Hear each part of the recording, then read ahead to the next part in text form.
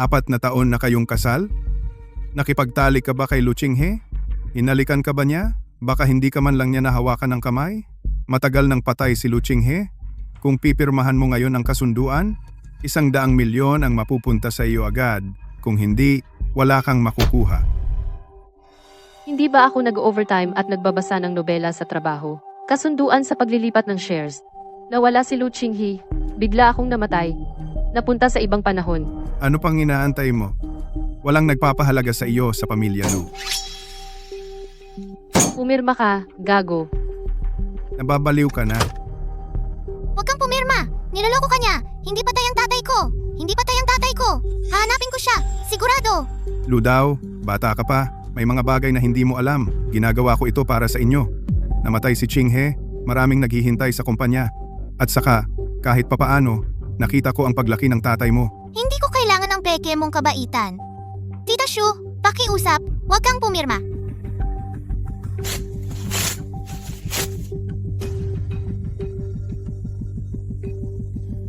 Shu Qingyao, niloloko mo ako.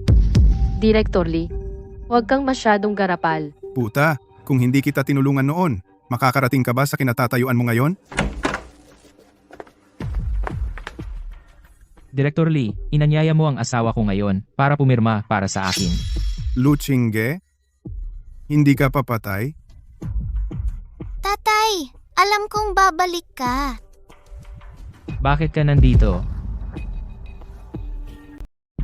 Tingin-tingin lang ako. Naglilibot lang. Nakarating sa opisina. Nilagdaan ang transfer of shares ko ng palihim.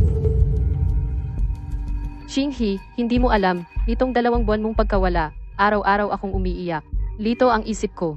Si Director Lee ang nagsabing may problema ang kumpanya, kaya naniwala ako sa kanyang kasinungalingan. Tapos na, hindi talaga siya naniniwala. Si Director Lee ay pinaghihinala ang umagaw ng assets ng kumpanya, palihim na nagbebenta ng shares. Tiyak ang ebidensya. Zhou Zheng, tumawag sa pulis. Lu Qinghe, matagal mo na akong iniimbestigahan. Tara na, Director Lee. Ikaw at si Xiaoyu, sumunod kayo sa akin sa opisina. Ang script ng stepmother na ito, napakahirap simula pa lang. Magkwento ka. Ang eksenang ito ngayon, sarili mo bang ideya? O may nagturo sa iyo?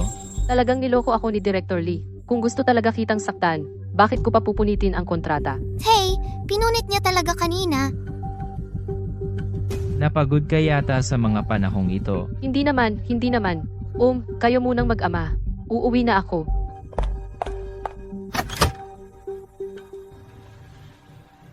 Tay, parang iba na siya kaysa dati. Talagang iba na. I-check mo ang relasyon ni Shu, Qingyao at Lidagang. Narinig ko talaga ang tungkol sa sponsorship. Walang problema.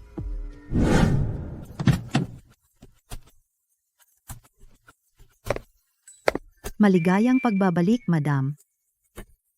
Madam, ito ang mga prutas na na-airlift. Madam, ito ang katalog ng mga bagong estilo mula sa iba't ibang brand. Tinatanong kung alin ang gusto ninyo. Agad naming i-arrange ang pag-deliver. Madam, tingnan ninyo. Gusto ko munang magpahinga. Huwag sagutin, hayaan siyang magtampo. Pero dati, lagi ninyong, Ang dati ay dati. Mula ngayon, ako si Suwan. huwag ka nang umiyak. Sabihin mo kay ate. Sabihin mo kay ate. Ipaglalaban ka ni ate, okay? Xuan, huwag ka nang umiyak. Ihahatid ka ni Tita Q yang pauwi. Mommy, siguradong hindi sinasadya na hindi ka niya masundo. Miss Ren, paano mo na ihatid si Xuan? Galing ako sa foundation. Tumaan ako sa preschool. Nakita ko si Xuan na umiiyak mag-isa. Hindi siya mapakali ng guro, kaya isinabay ko na siya pauwi. Mommy, bakit hindi mo ako sinundo? Huwag mong sisihin ang bata. Kapag hindi siya sinundo, natural lang na matakot ang isang bata. Sabi ng guro, itinulak niya ang mesa at sinipa ang iba. Pero, naniniwala akong hindi sinasadya ni Xuan. Tama ba? Salamat, Miss Ren. Xuan, halika rito. Qingyao, huwag kang magalit. Normal lang na maging makulit ang bata. Madalas ding sabihin ni Qinghe, masarap na masigla si Xuan. Kung sobrang tahimik, iyon ang dapat ipag-alala. Miss Ren, mukhang alam na alam mo ang pananaw ni Qinghe sa pagpapalaki ng anak. Ilang taon na rin tayong magkakilala. Madalas niyang ikwento sa akin ang tungkol sa pamilya. Sa panahon na nawawala siya, hindi ako mapakali at hindi makatulog. Buti na lang at naging maayos ang lahat. Ngayon sa preschool, sabi ni Xuan Xuan na hindi niya gusto ang kapatid. Masamang Luyu, pinagtatawanan mo ba ako? Xuan Xuan, bawal iyan. Masasaktan ng kuya. Bata pa si Little Yi. Huwag mo na lang pansinin. Humingi ka ng tawad sa kuya. Hindi ako hihingi ng tawad. Ayoko! Sabi ko, humingi ka ng tawad. Dati, kapag sinasaktan ko si kuya, hindi mo ako pinapahingi ng tawad.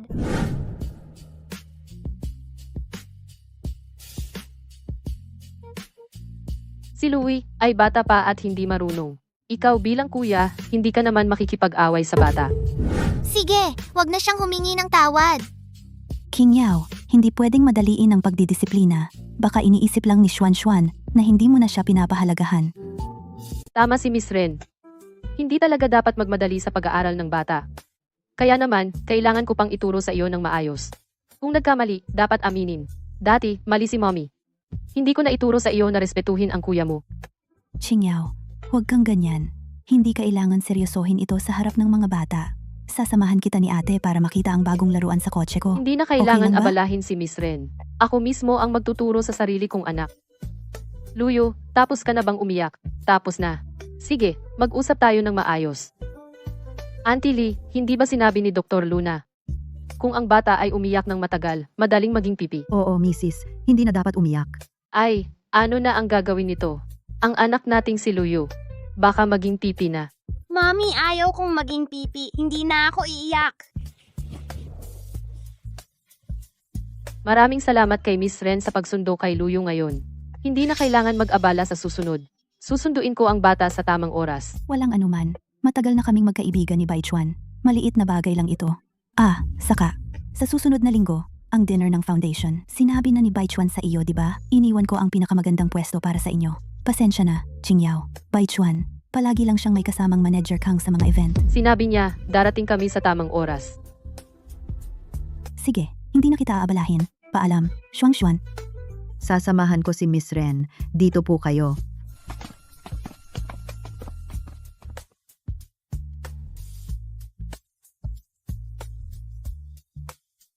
Mami, sinabi ni Tita Kyuyang na hindi mo na ako mahal, kaya hindi mo ako sinusundo. Mahal na mahal ka ni Mommy. Mahal din niya si Kuya. Pero ang pagmamahal ay hindi pagpapabaya. Nagkamali ka. Ituturo ko sa iyo. Naiintindihan mo ba? Sige, humingi tayo ng tawad kay Kuya ng maayos. Tara?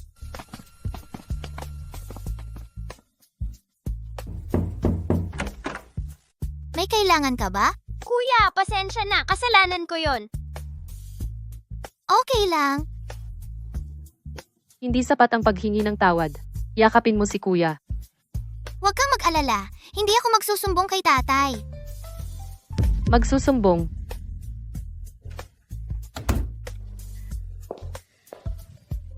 Akala niya binobola ko siya. Takot siya na magsusumbong sa tatay niya. Luyu. Simula ngayon, si Kuya ang tanging maaasahan mo. Unang-una, mahalin mo si Mommy. Pangalawa, mahalin mo si Kuya. At huli si tatay. Naiintindihan mo ba? Bakit nauuna si kuya kay tatay? Dahil, kapag lumaki si Kuya, magiging pinakamayaman siya. Yung tipong napakayaman na tao.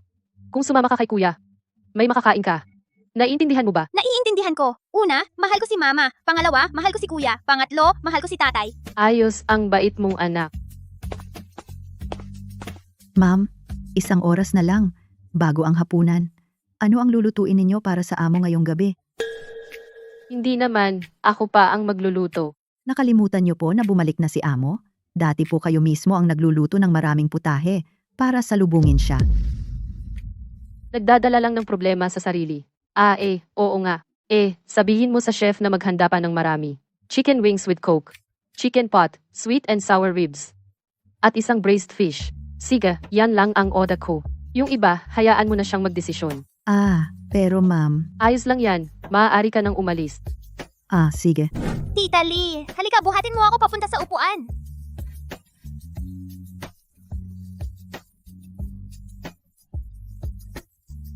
Kaninong bata ito na walang modo? Sabihin mo, paumanhin. Pasensya na. Walang anuman, amo. Umakyat ka sa taas at tawagin mo si kuya para kumain. Ma, ayaw na kita. Sasabihin ko kay tatay, sinipa mo ang puwet ko. Ako ang nanay mo, ikaw ang anak ko. Ano naman kung sinipa ko ang puwet mo? Kaya ko ring sipain ang puwet ng tatay mo. Bakit hindi ko kayang sipain ang sayo? Ma, sinipa mo pala ang puwet ni tatay. Oo, sinipa ko. At hindi lang isang beses. Tatay, sabi ni Mama, sinipa ka raw niya sa puwet. Totoo ba? Tita Zhang, umuwi ka na muna. Ah, Tatay, sinipa ako ni Mommy sa puwet kanina. Sabi niya sinipa ka rin daw niya, totoo ba? Paraan iyon ni Mommy para ipakita ang pagmamahal sa'yo. Hindi iyon pang-aapi sa'yo. Salamat, tatay. dahil kumpleto na tayo, kumain na tayo. Mommy, bakit hindi mo ako pinapansin? Ayaw ko kumain ng gulay. Halika na't pakainin mo ako. Hindi ba kaya mo nang kumain mag-isa? Pero, dati ikaw ang nagpapakain sa akin. Malaki ka na, kumain ka na mag-isa. Tita Lee, bilisan mo akong bigyan ng karne. Gusto ko ng buto-buto. Hindi lalapit si Tita Lee. Ang galing. Ano ang dapat mong sabihin? Salamat, Mommy. Mabuti naman.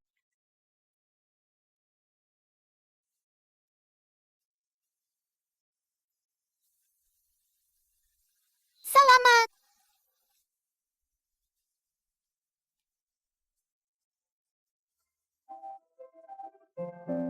Xinghi, simula nang magpakasal tayo, hindi pa tayo nagkakasama sa iisang kama. Ngayon, Xu Qingyao, nagpakasal tayo dahil buntis ka. Sinabi ko na ito bago tayo ikinasal. Maliban sa pag-aalaga natin sa anak, wala nang pisikal na relasyon sa pagitan natin. Kung may iba ka pang inaasahan, maghihiwalay na lang tayo. Akala ko sumuko na siya. Hindi ko inaasahan na gagamit na naman siya ng ganitong lansihin. ikaw, may kailangan ka ba? Ibalik mo sa akin ang damit ko. Anong damit? Nasa kwarto mo naman lahat ng damit mo, di ba? Panloob na damit. Anong panloob? Sa lawal. Nandoon lang yon. Kunin mo na lang.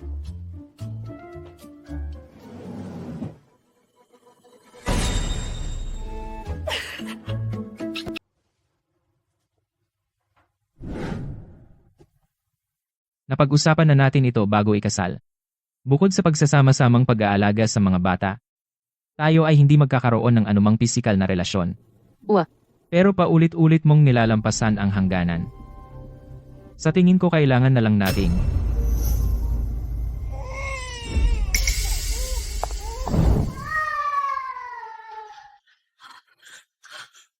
Mommy, Mama, ang sakit.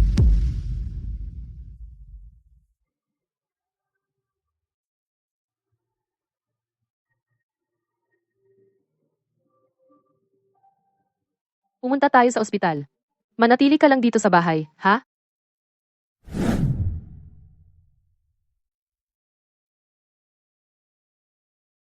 Medyo malala ang sugat ng bata. Kailangan ng 5 o 6 na tahi. Yakapin ng magulang.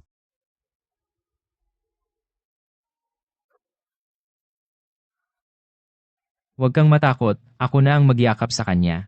Pumunta ka sa labas at maghintay, sundin mo ako.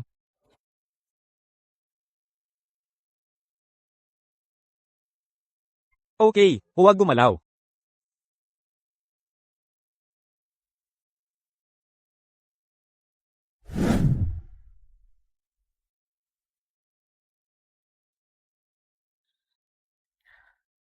Masakit pa rin ba? Mommy, hindi na ako magiging pilyo. Hindi na ako tatama sa mga bagay. Okay, naniniwala ako sa'yo. Ngayong gabi, pwede ba akong matulog kasama sina Mommy at Daddy? Gusto kong matulog kasama sina Mommy at Daddy. Sige, sa kwarto ko matulog. Matulog si Luyos sa gitna. Sa kwarto ko na lang matulog. Mas malaki ang kwarto ko. Hindi makatulog. MM. Ano yung hindi mo natapos na sabihin kanina? Dito na ako sa bansa, sama-sama tayong mag-alaga ng mga bata. Wala na ang 100 milyon para sa diborsyo. Mami, ayoko nang maglaro ng kotse. Sige, lumapit ka kay kuya para maglaro. Ayoko makipaglaro kay kuya. Maraming bagay na kaya ni kuya na laruin. Hindi ba sabi mo dati kukunin ni kuya ang gamit ko? Nakalimutan mo ba yung sinabi ko kahapon? Pangalawa, mahalin mo si kuya, okay. Ngayon, puntahan mo si kuya at yayain mo siyang maglaro. Mami, ikaw na lang ang mag-aya para sa akin. Okay lang, mahal ka ni kuya. Hindi ka niya tatanggihan. Kung ayaw mong maniwala, subukan mo. Kuya, pwede mo ba akong samahan maglaro? May lakad ako kasama mga kaibigan magbabasketball.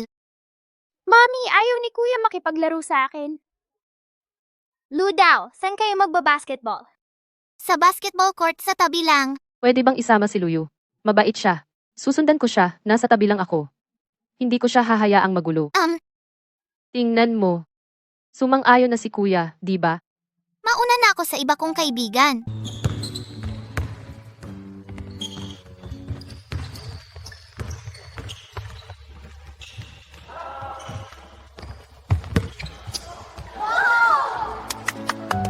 Tita Shu, tapos na ang laro. Uuna na ako.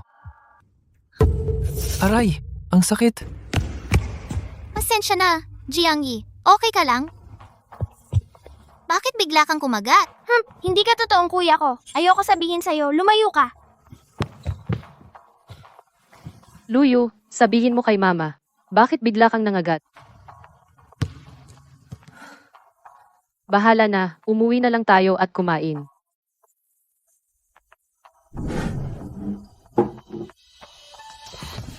Ayoko kumain kasama siya. Luyo, Ayoko talaga. Anong nangyari?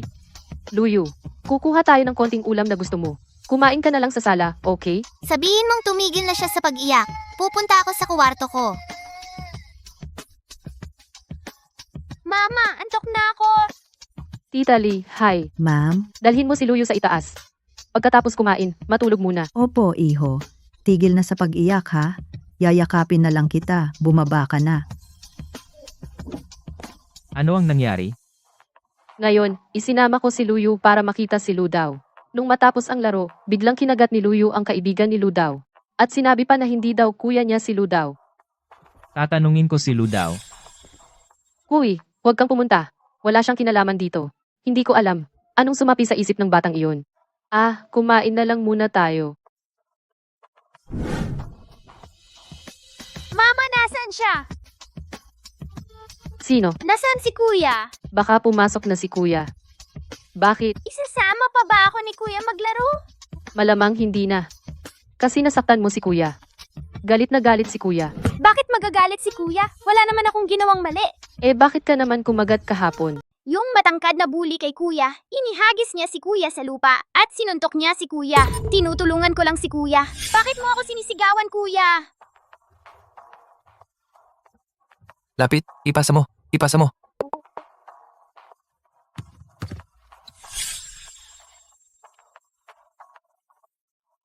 Normal lang yan sa laro. Yung pagsuntok kay kuya. Laro-laro lang yan sa magkaibigan. Hindi yon pambubuli.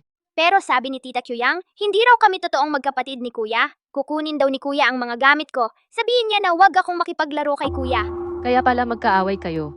May ibang tao palang nagpapanira. Nagsisinungaling sa'yo si Tita Kyuyang. Magkapatid kayo ni kuya sa dugo. Pero sabi ni Tita Kyuyang, ako raw galing kay mommy si kuya, hindi galing kay mommy, kaya hindi kami totoong magkapatid. Totoo, hindi ko siya ipinanganak.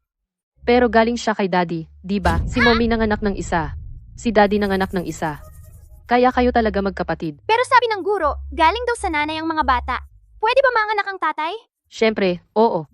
Iba ang daddy mo sa ibang tatay. Kaya niya manganak. Pero huwag mong sasabihin, kahit kanino. Kung malaman ng ibang matatanda, dadakpin si daddy ng mga pulis. Mami, alam ko na mali ako, hihingi ako ng tawad kay kuya. Bilang premyo sa'yo, gusto mo isama kita sa ice cream? Mami, pwede ba yung mataas na ice cream? Hindi, mahal yon. Kumain na lang tayo ng mura, halika. Bakit ka bumalik? Babalik para kunin ang mga dokumento. Sapat pa ba ang pera mo? Salamat, sponsor daddy. Tara, mama. Ngayon, dadalhin kita kumain. Yung mataas na ice cream. Yehey!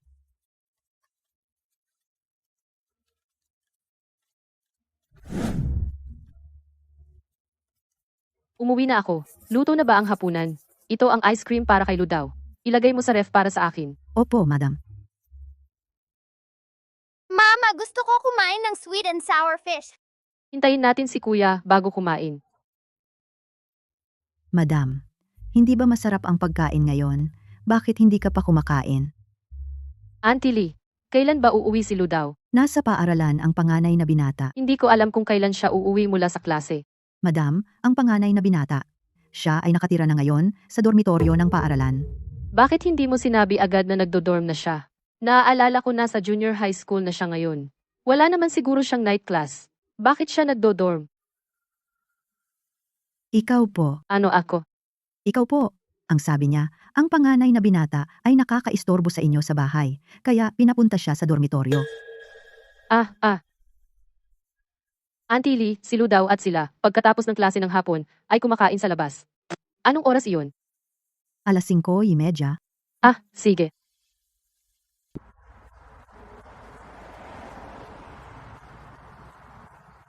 Uy, tingnan mo yung sasakyan doon. At yung babae, ang ganda-ganda niya. Yung bata sa tabi niya, kamukha mo. Yung ate mo at yung pamangkin mo. Oo, May gagawin pa ako. si. Mauna na kayo. May kailangan ka ba sa akin? May kailangan siya sa iyo. Pasensya na, kuya. Pasensya na. Hindi dapat ako nagalit sa'yo. Si Luyo noong araw, kumagat siya. Dahil akala niya may umaapi sa iyo. Kaya siya kumagat. Kuya, huwag ka nang magalit. Pwede ba? Nagdala ako ng masarap para sa'yo. Huwag ka nang magalit, okay?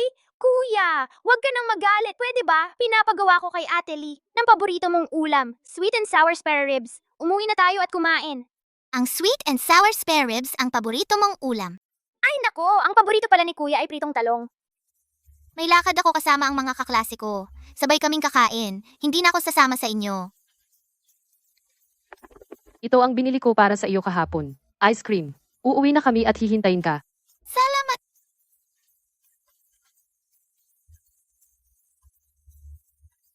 Nanay, gusto ko yun. Tara na. Reward sa iyo. 2 sausage.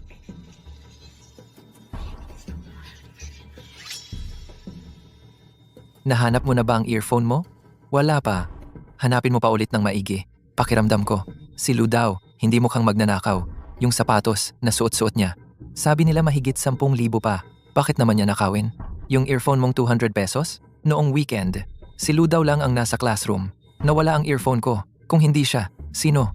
At saka, sino nagsabi sa iyo na hindi nagnanakaw ang mayayaman? Handa na ang inyong sausage.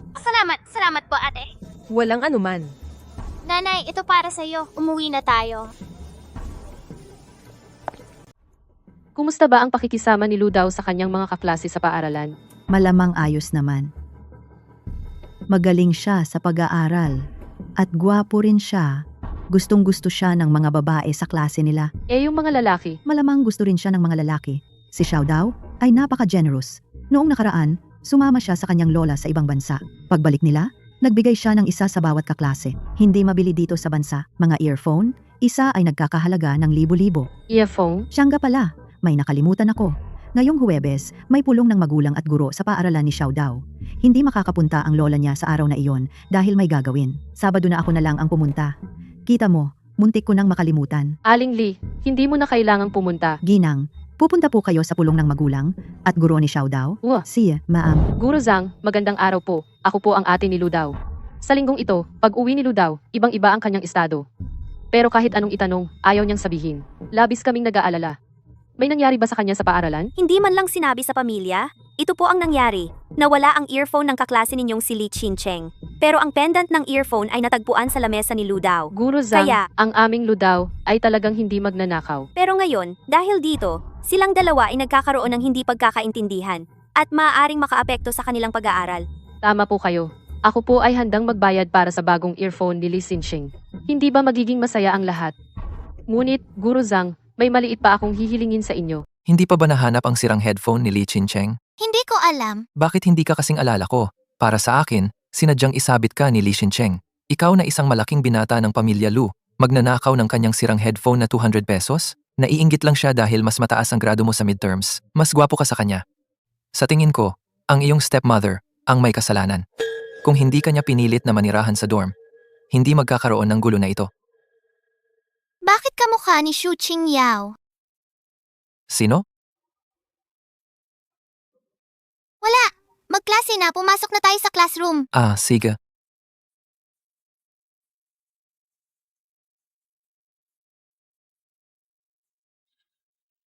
Magnanakaw.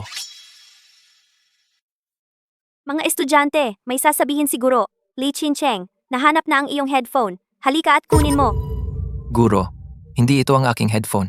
Ito ang iyong headphone. Si ate dormitory guard ang nakapulot at personal na ibinigay sa akin. Guro, hindi talaga ito ang aking headphone. Lee Xin-cheng, para sa akin ito ang iyong headphone. Anong problema mo? Nahanap na ang headphone, bakit hindi mo kunin? Lee Chin-cheng, bakit matibay ang paniniwala mo na hindi ito sa iyo? Saan ang iyong headphone? Alam ko na hindi ito ang aking headphone dahil ang akin ay matagal ko nang. Seryoso ba yan? Sabihin mo, Lee Chin-cheng, ano bang ginawa mo sa iyong pangdinig? Itinago mo lang. Si Lee Chin-cheng, pwede mo bang sabihin sa guro kung nawala ba talaga ang earphone mo? Pasensya na. Ma'am, naalala ko bigla. Nahanap ko na pala ang earphone ko.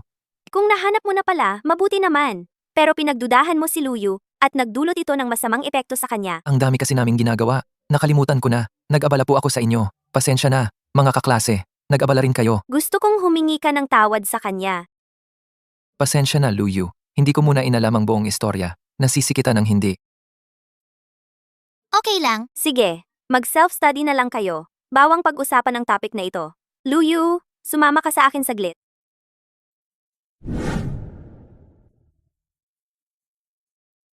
Bumalik ka na.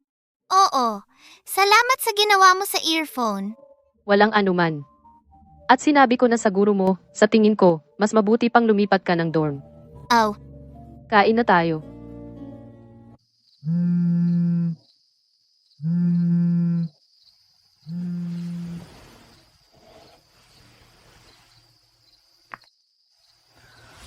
Kumusta? Ate ni Luyu, pwede bang pumunta ka rito? Dumating ang lola ni Lee Chin-cheng. Gusto raw makipagkita sa magulang ni Luyu. Sige, pupunta na ako. Gurut-sang, ano pong kailangan ninyo sa akin? Ikaw ang magulang ni Lu daw, di ba? Paano mo pinalaki ang anak mo? Nakalimutan lang sabihin yung gamit sa pakikinig na natagpuan. Pinilit ninyo siyang humingi ng tawad. At pinalipat pa siya ng dormitoryo. Wala namang kasalanan ng apo ko. Kung may lilipat, kayo ang dapat mauna. Lola, huwag po kayong masyadong magalit. Ikaw si Lee Xin-cheng, di ba? Wala ka talagang kasalanan dito. Tigilan mo na. Lola, totoo pong dahil sa aking kapabayaan. Kaya patuloy na na-misunderstood si Lu daw. Tingnan ninyo, Lola, si Lee Xin-cheng ay umamin na. Papalipatin ang may kasalanan ng dormitoryo. Wala namang problema, di ba? Ano sa tingin ninyo? Hay nako, ang sakit ng puso ko. Sabihin mo, mag-isa ko siyang pinalaki, napakahirap, di ba? Gurut-sang, tingin mo ba dahil mayaman sila? Kaya pinilit ninyong palipatin si Xiao Cheng, di ba? Walang katarungan sa mundo. Ay, ang sakit. Lola Lee, wag po kayong ganyan. Nako, masakit din ang tiyan ko. Ate, ano nangyari sa'yo? Kakabuntis ko pa lang ng wala pang 2 buwan. Hindi pa stable ang pagbubuntis. Sabi ng doktor, hindi ako dapat magalit. Pero, ngayon, si Lu daw namin ay pinagbibintangan ng ganito. Nababahala ako. Wala na akong magawa. Ayos ka lang ba? Gusto mo bang ihatid kita sa ospital? Okay lang ako. Magpapahinga lang. Agarang alalayan si ate. Hindi, sa ospital muna tayo. Hindi, kailangang maayos ito ngayon. Guru Zhang, kung talagang hindi, tumawag na tayo ng pulis. Hayaan ang pulis na humawak nito. Kung ganoon, kalimutan na lang. Sige, magpalit na lang. Sa pagkakataong ito, si Xiao Cheng ay magpapatalo na lang. Uwa. Hindi, kailangan pa ring tumawag ng pulis. Ay, sabi ko sa'yo bata. Sabi ko, wala na akong pakialam. Bakit hindi pa kayo tumigil? Anong ibig sabihin ng wala kayong pakialam? Hindi naman si Luyu ang nagkamali. Ay, hindi naman kita maintindihan. Ay, may gagawin ako ngayon. Guro Jiang, kung gusto mong magpalit, sige, umalis na tayo. Hindi. Hindi pa naaayos ito. Walang aalis. Li Xincheng, ikaw ang nagkamali. Bakit hindi mo ipinaliwanag ng maayos sa iyong pamilya? At hinayaan mo pa ang lola mo na magulo. Guro, pasensya na. Mali ako. Sobrang pasensya na. Hindi ko alam na darating ang lola ko ngayon. Siya ang naglaba ng bedsheet ko. Sa kanya lang nalaman na lumipat ako ng dorm, kaya hinanap niya si Guru Zhang, Ate Luyu. Ngayon, kami ang may mali. Humihingi ako ng tawad sa inyo. Matanda na ang lola ko. Medyo lito na siya. Sana wag ninyo siyang sisihin. Pag uwi ko, ipapaliwanag ko sa kanya ng maayos. Ate Luyu, kung ganoon, ganito na lang. Mukhang mahilig nga ang lahat na maawa sa mahihina.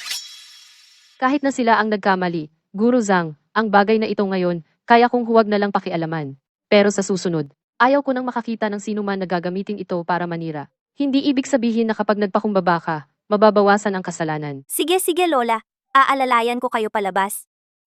Sige, bumalik ka na sa klase.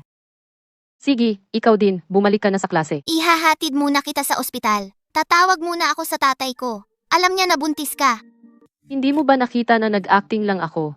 Hindi ba kita sinenyasan kanina? Malinaw na ginagamit ng matandang iyon ang kanyang edad para makuha ang gusto niya. Ito ang tinatawag kong gamitin ang magic para talunin ang magic. Sabihin mo nga, ikaw ang bida, di ba? Yung ibang bida, sa eskwelahan ay sikat na sikat. Bakit ikaw, naaapi ka pa? Ano? Wala. Bakit? Kanina sinabi ko sa iba na ikaw ang ate ko. Hindi ko naman masasabi na ako ang stepmom mo, di ba? Dahil mukha akong masyadong bata. Kahit sabihin kong nanay ako, walang maniniwala. Anong mali? Pumasok ka na sa klase, ha?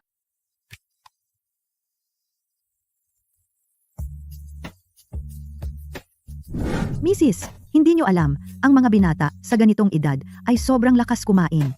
Panahon ng paglaki ng katawan, huwag mong tingnan na malaki ang mangkok na ito. Sa totoo lang, hindi sapat iyon para kay Xiaodao. Oo, tiyak na hindi maganda ang pagkain ni Xiaodao sa eskwelahan. Sa tingin ko, lalo siyang pumayat. Mrs., huwag kayong magkamali. Ang sinasabi ko ay walang ibig sabihin na sinisisi kayo. Ganoon pala. Totoo, medyo payat siya. May oras ka ba? May sasabihin ako sa iyo. Ano yon? Kasi dati, nawawala ka, di ba? Medyo nalilito ako noon, at hindi maganda ang ugali ko. Kaya madalas akong makipag-away kay Ludaw. At pinaalis ko siya para tumira sa paaralan. Pero ngayon, bumalik ka na, di ba? At ngayon, may direksyon na ulit ako. Kaya naisip ko, papauwiin ko na si Ludaw. Sige, susunod ako sa iyo.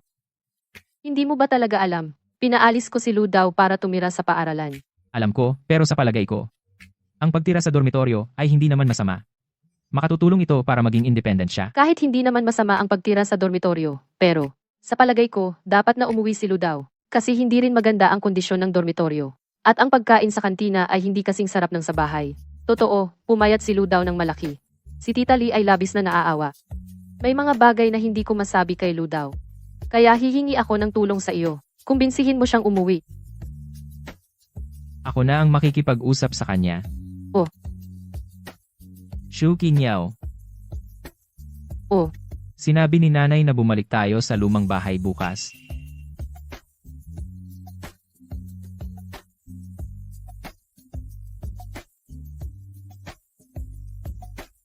May kailangan ka ba sa akin? Halika, umupo ka.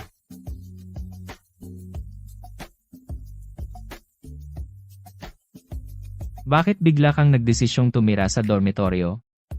Wala lang. Gusto ko lang subukan. Dahil naranasan mo na, umuwi ka na lang. Tita Shu, nag-aalala na baka hindi ka makatulog ng maayos sa paaralan. Pumunta siya ngayon para hanapin ako. Para kumbinsihin kitang umuwi. Ah? Si. Lola, miss na kita. Ay, ang mabait kong apo. Halika, panganay na apo. Halikan mo rin si Lola. Lola, tingnan mo. Malaki na ako. Kahit gaano kalaki, apo ka pa rin ni Lola. Mas maganda noong bata ka pa. Pwedeng-pwede kang halikan ni Lola. Lola, halikan na lang kita para kay kuya. Ay, anong nangyari? Bakit may benda? Baka kailangan dalhin na sa ospital. Ayaw ko pumunta sa ospital, kakagaling lang. Dr. Chen, halika po. Oo, may sakit ba? Itong bata. Tingnan mo ang nangyari. Okay, wala na. Paano ka naging ina? Paano mo hinayaan na masugatan ng ganito ang bata? Hindi ko naman pwedeng laging nakadikit sa akin. Anong sinasabi mo? Kung nag-ingat ka lang at binantayan ang bata, hindi sana nangyari ito. Oh, kung mula ngayon sige, idikit ko na lang sa akin. Tingnan mo ang suot mo. Ikaw ang manugang ng pamilya. Lu, ang suot mo parang bata. Paglabas mo, pagtatawanan ka. Dahil napangasawa mo na ang Lu, hindi ka na dapat mag-astang bata. Asawa, hindi ba maganda ang suot ko? Pinahiya kita. Mukha namang maganda. Mahal kong biyenan. Narinig mo ba? Kita mo, sinabi ng anak mo na maganda. Lola, wala siyang kinalaman dito. Si Luyo mismo ang nagloko at nasugatan. Ang mga bata ay laging nasasaktan, huwag kayong mag-alala. Ano ang nangyari sa mag-amang ito ngayon? Sabay siyang ipinagtatanggol? Maupo na kayo. Kumain na tayo. Luyo, tandaan mong ubusin ang gulay sa mangkok. Lahat, ha?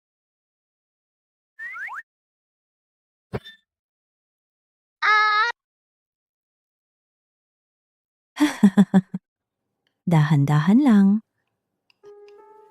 Huwag mong takutin ang apo ko. Lu daw, naalala ko sinabi sa'yo ng guro mo sa paaralan na gusto mong kumain ng gulay para lumaki kang ganito kataas. Di ba? Malamang, oo. Kung gayon, lahat itong gulay ay para sa'yo na. Mukhang si Luyo sa hinaharap ay magiging isa na lang maliit na tao na hindi na lalaki pa. Kumain ka na. Ang galing. Ang ganitong paraan ng pag-udyok, hindi naman bago sa atin. Wala talagang epekto. Pero gumana pala, ang bait-bait ni Luyo natin. Buti na lang masunurin anak ko, kumain pa ng marami. Ale, kailan pa naging ganyan kahusay ang binibini? Gusto ko ring malaman. Oo, King. Tingnan mo, 4 na taon na kayong kasal ni Chinghi. Kailan nyo balak magkaroon ulit ng babae? Taga-kapitbahay natin si Tita Du, ang apo niyang si Yuan. Ang bait-bait. Oh, napakabait talaga. Kung, pwede bang si Yuan at si Luyo mag-arranged marriage? Si Luyo, hindi talaga pwede. Ang layo ng agwat nila. Mommy, ano ang arranged marriage? Arranged marriage. Ibig sabihin, Ay, wag kang magturo ng mali sa bata. Chinghi, ang pinakapagsisisi ko sa buhay ay ang hindi makapagbigay sa iyo ng kahit isang anak. Mommy, hindi ba ako anak mo? Chinghi, ang pinakapagsisisi ko sa buhay ay ang hindi makapagbigay ng anak na babae sa iyo. Ma, ako mismo ang ayaw. Ayaw ko nang magkaanak pa. Gusto mo ba ng, katulad ni Yuan na nakababatang kapatid na babae? Luyo, kung bibigyan ka ni mommy ng kapatid na babae, at ayaw din ng kapatid mo ang kumain ng gulay, ikaw bilang kuya, kailangan mong ubusin lahat. Lola, ayaw ko ng kapatid na babae. Lu daw, ikaw? 2 order ng gulay. Lola, ayaw ko rin.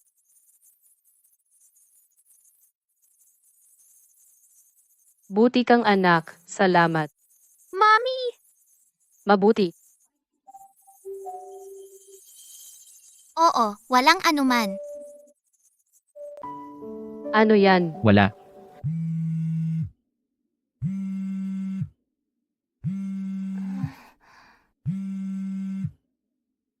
Eman.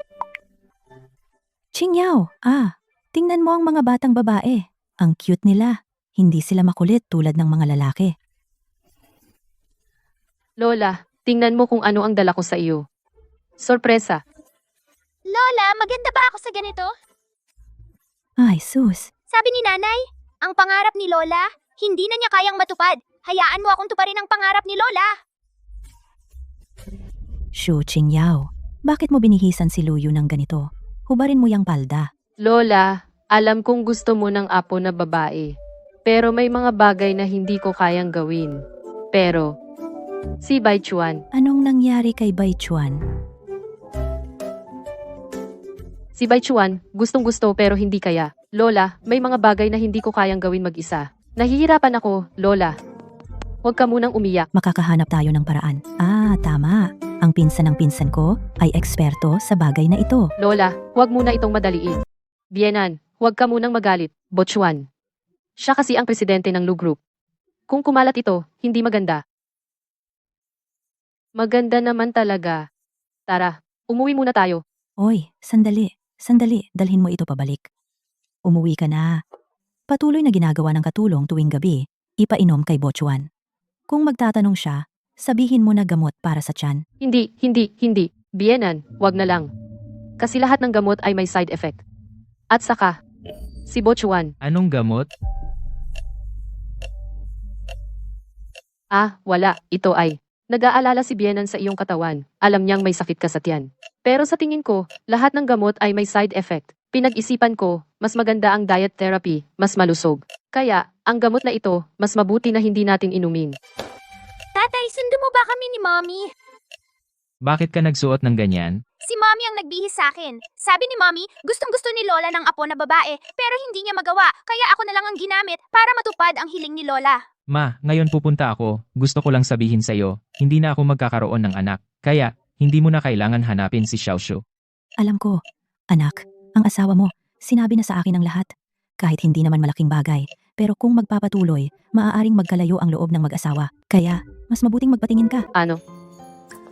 Pag uwi ko, saka ko na ipapaliwanag sa'yo. Ma, aalis na kami. Sige, umuwi na kayo.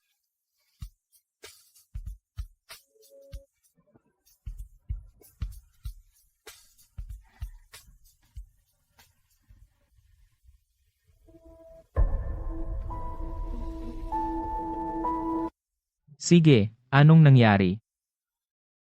Kasi, wala na akong magagawa Kaya sinabi kong hindi ka pwedeng manganak. Ikaw? Anong ako? Kung naayos mo na sana, hindi na ako mag-aaksaya pa ng oras. Yung pagbibihis sa anak nating lalaki na parang babae, at yung pagpigil sa gamot na binigay ng nanay mo. Tama, hindi ko talaga naayos ng maayos. Kanina, sinabi ko na sa lola. Hindi ka na niya hahanapin. Sana nga. Pero, ang reputasyon ko ay talagang nasira dahil sa'yo. Bakit ang daming extracurricular classes?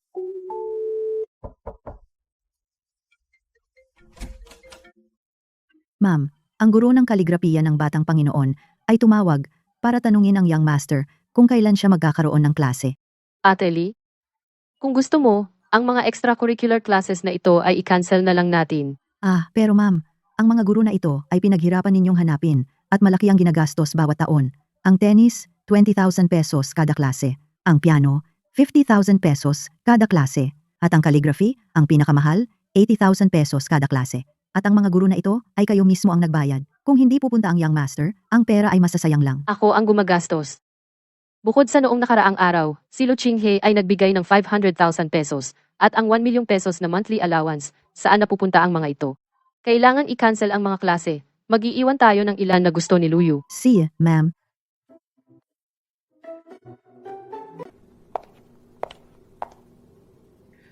Shu Qingyao, may pera ka pa ba para bumili ng damit ng M? Sabi ko, bumili ka ng damit ng M? Kilala ba kita? Nagalit ka na naman. Sige, naiintindihan ko. Kasi ikaw, yung 30 milyon na inutang mo sa pinsan ko, hindi mo pa binabayaran. Normal lang, na ayaw mo akong makita. Sa tingin ko, yung pekeng bag na halata naman, wag mo na lang dalhin.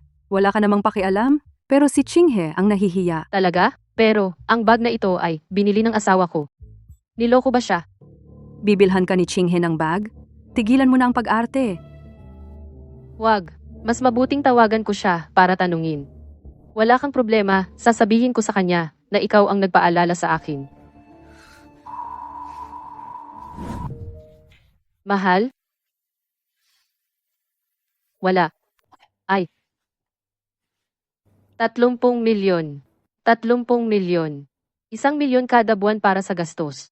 Kailangan kong hindi kumain at uminom sa loob ng 3 taon para mabayaran ko lahat. Ay, sa iba, pumasok sa libro ay masaya. Ako naman, pumasok sa libro ay hindi matapos-tapos na utang. Ginoo, puntahan niyo po si Ginang, Mrs. Pagbalik niya ng hapon, parang lanta. Hindi rin halos kumain sa hapunan.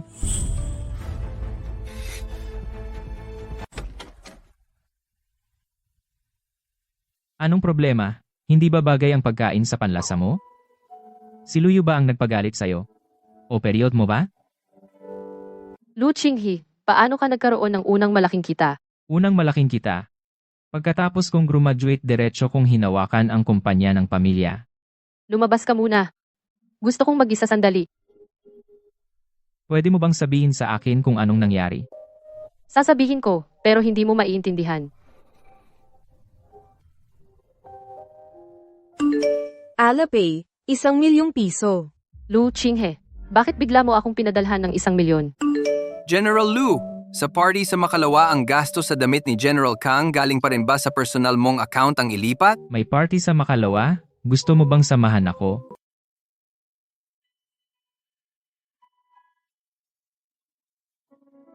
Sobrang bagay ni Najilo at ng kanyang asawa. Mabuti naman. Sige, ganito na lang.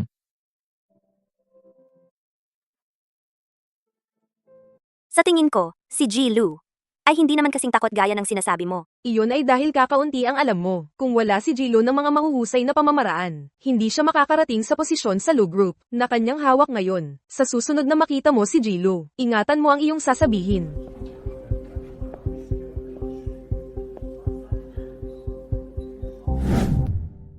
G, Lu, sa wakas ay dumating na kayo. Mauna ka, kakain muna ako. Sige, tawagin mo ako kung may kailangan. Oh, si.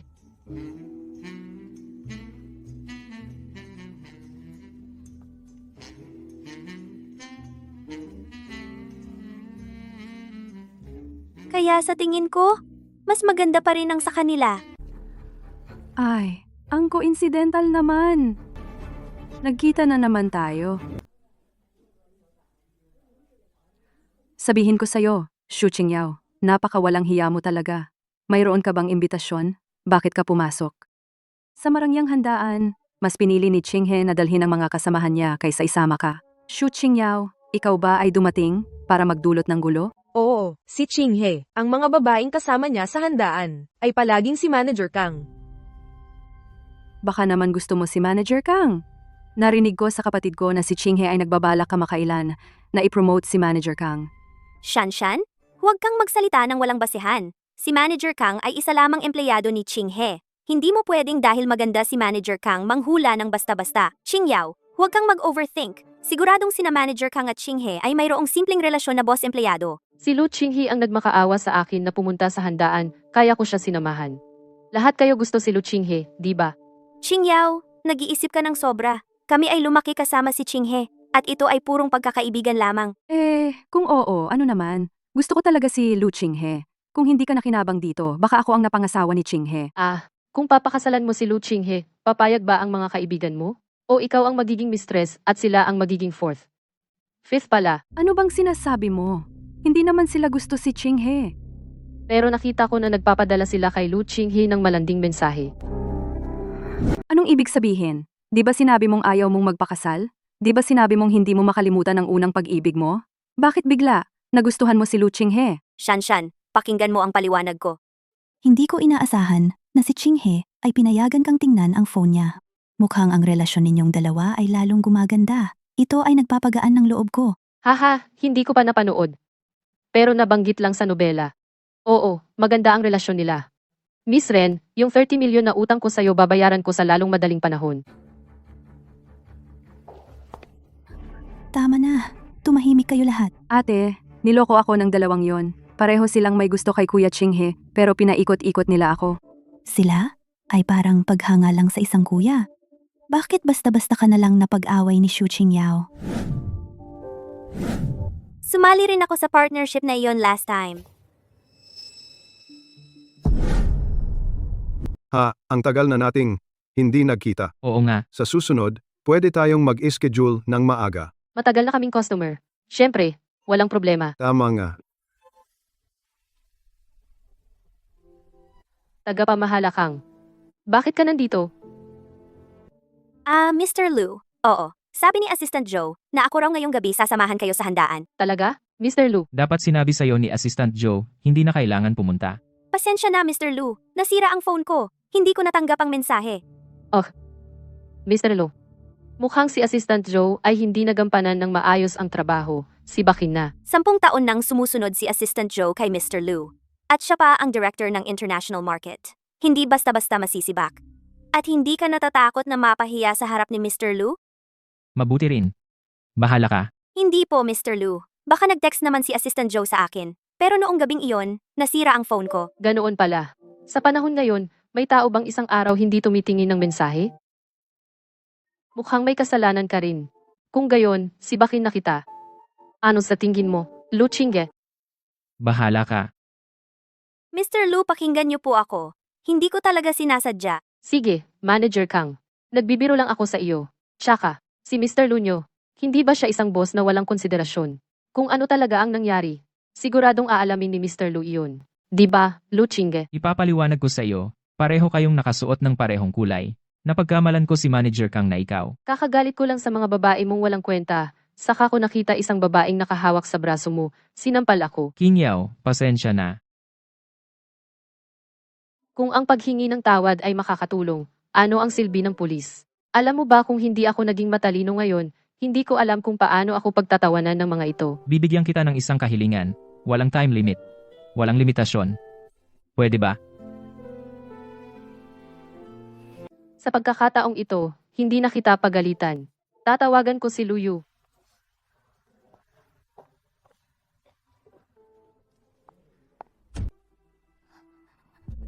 Pasensya na. Peng Xiangdi. Peng Xiangdi, gusto mo pang tumakas? Ikaw itong walang hiya. Pinasama mo ang pangalan ko sa internet. Noong kolehiyo iniligtas ni Feng Xiangdi ang buhay ng dati kong katawan. Ngayon, kailangan ko talagang tumulong. Mag-usap tayo ng maayos. Sino ka? Nakikialam ka? Kaibigan ko siya. Kaibigan, pareho lang kayo. Tingnan mo ang ugali niyang magnanakaw. Malamang hindi ka rin mabuti. Mrs. Lu, okay ka lang? Mrs. Lu? Anong pamilyang Lu? Bakit ka nananakit? Mrs. Lu, umorder ako sa kanya ng isang eksklusibong gown, pero pareho kami ng suot ng aktres. Ngayon, sinasabi ng lahat na peke ang akin.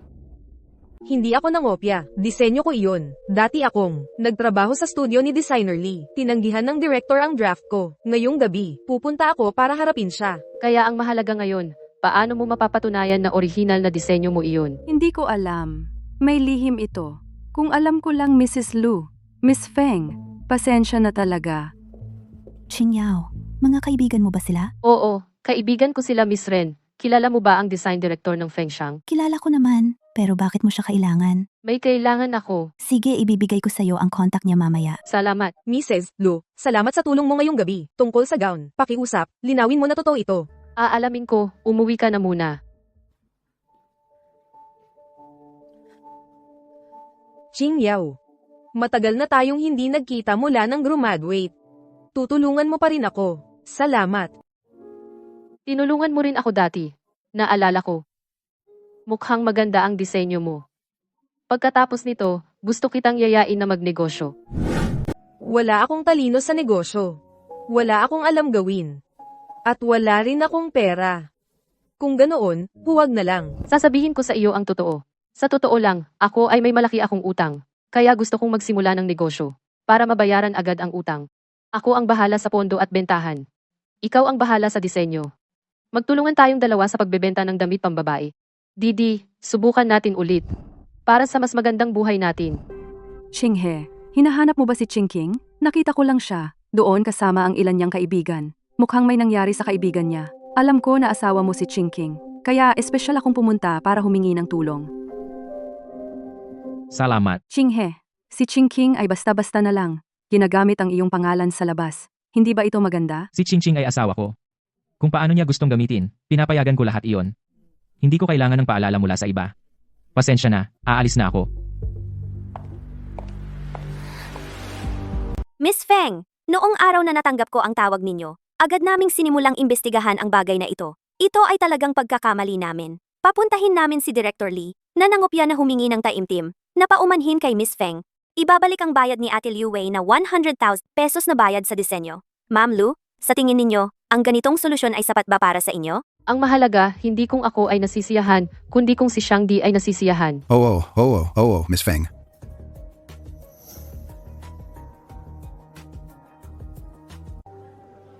Dahil ang bagay ay nalutas na, nais ko na makita ang pahayag ng paghingi ng tawad bukas. Qingyao, salamat sa iyo. Dati akong pumunta, hindi nila ako pinapansin. Buti na lang mayroon ka. Sige, dahil nalutas na ang bagay. Kaya tayo kailangan nating pumunta sa tindahan ng damit para mag-inspeksyon. Ang studio ay hindi na dapat ipagpaliban. Tara. President Lu, inutusan ko na ang HR department na agad na tanggalin si tagapamahalakang noong nakaraang party na naging hindi kasiyasya para sa inyo at sa asawa ninyo ay pagkukulang ko. Huwag nang mauulit. President Lu, ito ang mga araw na nakaraan na ipinabili ninyo sa akin na alahas. Tingnan ninyo kung kailangan, dadalhin ko na ngayon sa asawa ninyo. Oo, ito ang inirekomenda ng asawa ko. Malamang magugustuhan ito ng asawa ninyo. Ako mismo ang magdadala sa kanya. CJ, President Lu.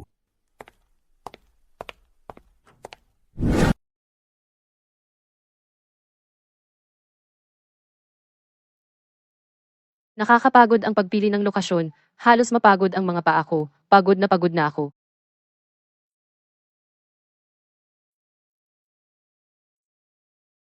Muntik ko nang makalimutan ang tungkol dito.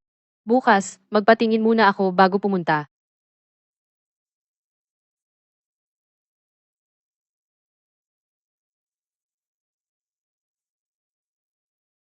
Hindi ba sinabi mong namamasyal ka?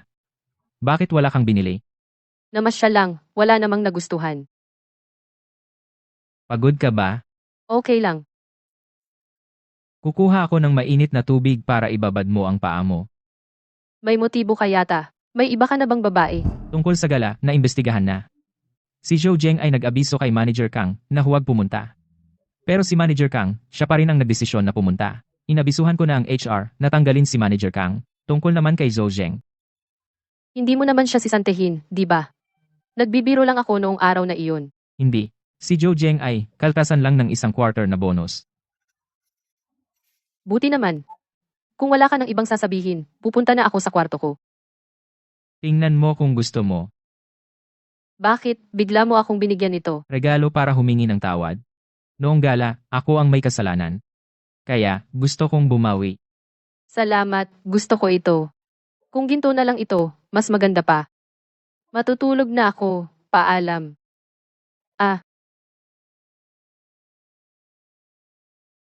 Lu Baichuan, bakit ang higpit ng hawak mo sa akin? Bitawan mo?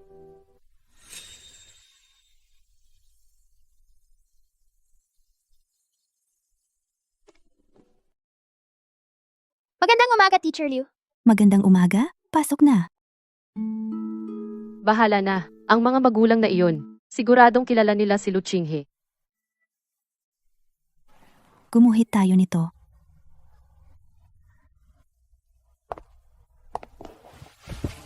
Umuwi ka na, Lu daw. Sasamahan mo ako sa Sabado, para sa araw ng pamilya ni Luyu. Bagay ba na ako ang sumama? Bakit hindi bagay? Sabi nga, ang kuya ay parang tatay. Ikaw ang pinakaangkop na pumunta. Ang tatay ko. Si itay mo, napaka-busy. Wala siyang oras para doon. Ang kawawa naman ng ating Luyu. Ang ibang pamilya ay 3. Masaya at masigla. Siya ay mayroon ng isa. Isang mahinang ina. Nakatitig lang siya. Ang mga tatay ng iba, isa-isang may dalang premyo. Nalulungkot siya. Umiiyak siya, baha ang luha. Usaha, oras na. Haha, tapos na rin kami. Ang galing! Si! Laban! Bilisan mo! Laban! Yay! Haha, ang galing! Ang galing, ang husay.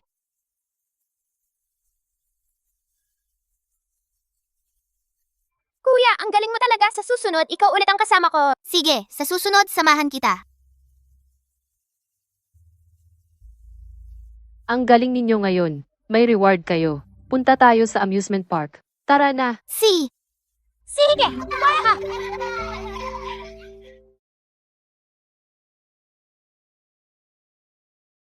Ginoo, nakabalik na kayo.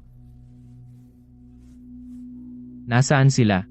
Si Mrs. at ang panganay, kasama si Bunso, sa kindergarten, dumalo sa aktibidad ng pamilya para sa araw ng mga bata.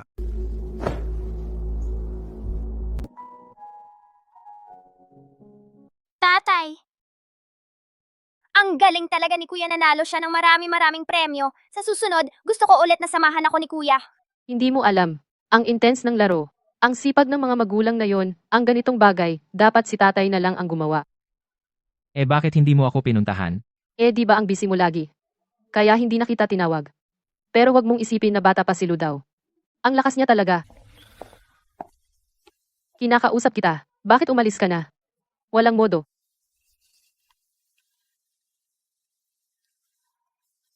Mrs. Ginoo ngayon, mukhang medyo malungkot. Sino ba ang nagmamalasakit kung masaya siya o hindi? Narinig ko sa driver. Sabi ng driver, kinansela ni Sir ang pulong sa hapunan ngayon para umuwi at kumain sa bahay. Pero pagdating niya, walang tao. Tapos, narinig niya na si Mrs. kasama si Kuya ay sumama sa activity ng bunso, kaya naging malungkot siya at hindi maganda ang kanyang mukha. Umupo sa sofa, hindi kumain ng hapunan at hinintay kayong makauwi. Ang ibig mong sabihin ay naghintay siya sa amin buong gabi. Oo, Mrs. Si Sir na ganyan kaabala.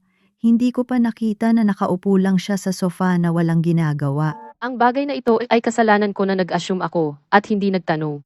Makipaglaro ka muna kay Kuya, aakyat muna si Nanay.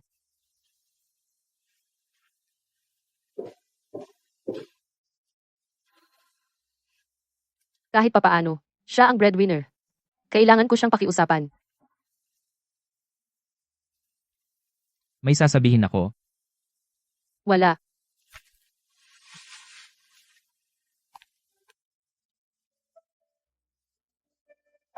Para sa akin ba itong pansit?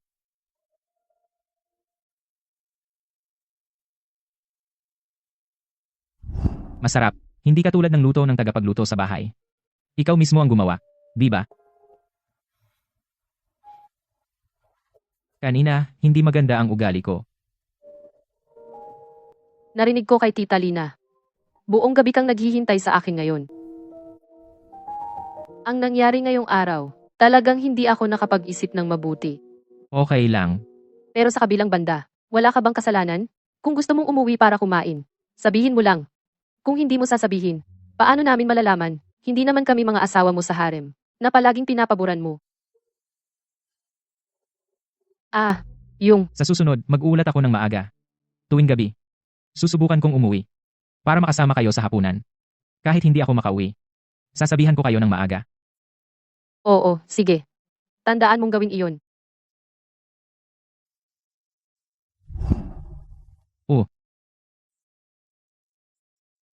Ma'am, magandang araw po. Ito ang schedule ni Amo Lu para sa linggong ito. Huwag po kayong mag-alala. Mula ngayon, araw-araw ko kayong u-update tungkol sa schedule ni Amo Lu.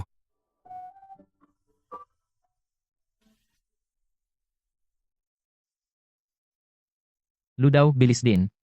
Sama ka sa amin. Yay! Napagtanto niyang nagkulang siya sa tungkulin. Gusto niyang bumawi sa pagiging ama, pwede na. Mabuti iyon.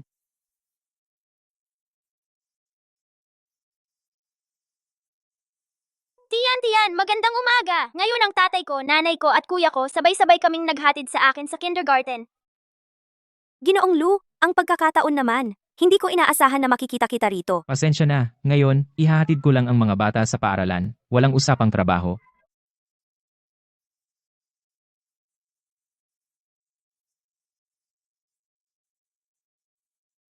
Pumasok na ako.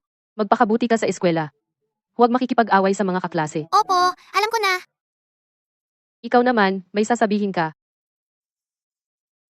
Hindi ako masyadong marunong magsalita. Kahit ano, magsalita ka lang. Kahit ano. Mag-aral kang mabuti. Si.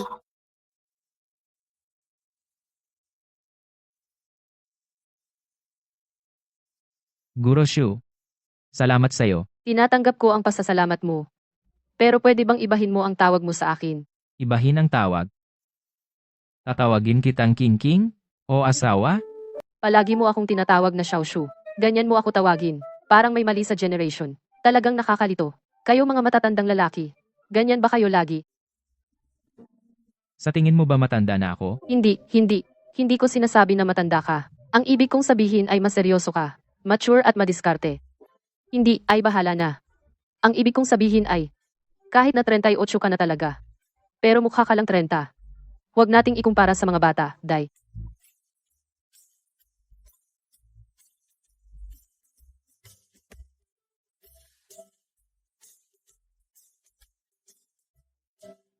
Ate, tingnan mo. Mukhang nagbukas si Shu Qingqing ng bagong fashion studio. Nakita ng kaibigan ko si Shu Qingqing noon. Ano kaya ang iniisip niya? Bakit hindi na lang siya maging mayamang babae? Nagbukas pa ng clothing store baliw na sa pera? Sigurado si Kuya Qinghe na hindi nagbibigay sa kanya ng pera. Nakakatawa. Bagong tindahan na magbubukas. Kailangan ba naming maghanap ng tao para batiin siya? Tama ka, ate. Kailangan talaga nating magdiwang.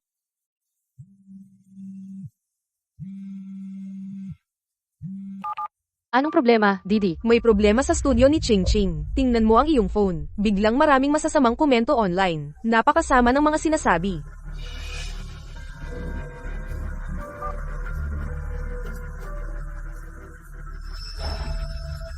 Naiintindihan ko. Pupunta ako agad. Sa online, hindi lang mga troll ang nagbibigay ng masamang review, kundi pati na rin kumakalat ng maling balita tungkol sa aming damit. Sinasabing may problema sa kalidad. Pagsuot daw ay nagkaka-allergy. May isa pa raw na buntis, na nagka-miscarriage daw dahil sa pagsuot ng aming damit. At pagkatapos, may dumating na nanggugulo. Papabalikin mo muna ang mga buyer na may problema para ibalik ang damit at ire-refund namin sila.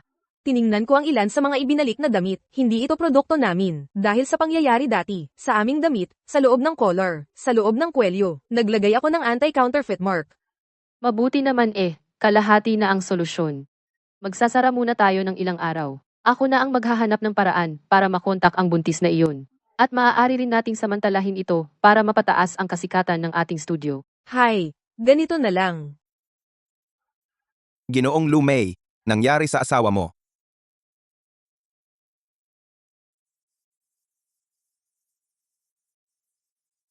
Simula ngayon, kahit anong tungkol sa asawa ko, kahit anong sitwasyon dapat mong sabihin agad sa akin, tawagin ang legal department para mag-meeting sa conference room.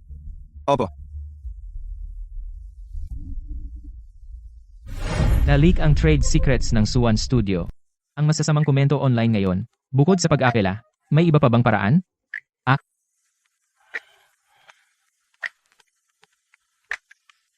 Sabihin mo. G. Lou, alam kong bawal bumili ng trolls. Pero maaari nating hikayatin ang mga empleyado ng kumpanya na magkomento sa post ng misis at pwedeng gumawa ng opisyal na account ng kumpanya para tumulong sa misis. Pasensya na, Jilu. Baguhan pa lang ang batang yon. Hindi pa siya marunong. Pwede ang dalawang paraan mo, Assistant Zo, ipaalam mo sa lahat ng empleyadong nagkomento sa video ng misis, sa pamamagitan ng screenshot mabibigyan ng isang dagdag na araw ng pahinga ngayong buwan. Sige, Lu. Malamang mababa ang kanyang morale ngayon. Paano ko siya matutulungan? Amo, maaari ninyong isama si Mrs. Mamasyal at aliwin siya. Ito ang panahong kailangan ni Mrs. ng may kasama.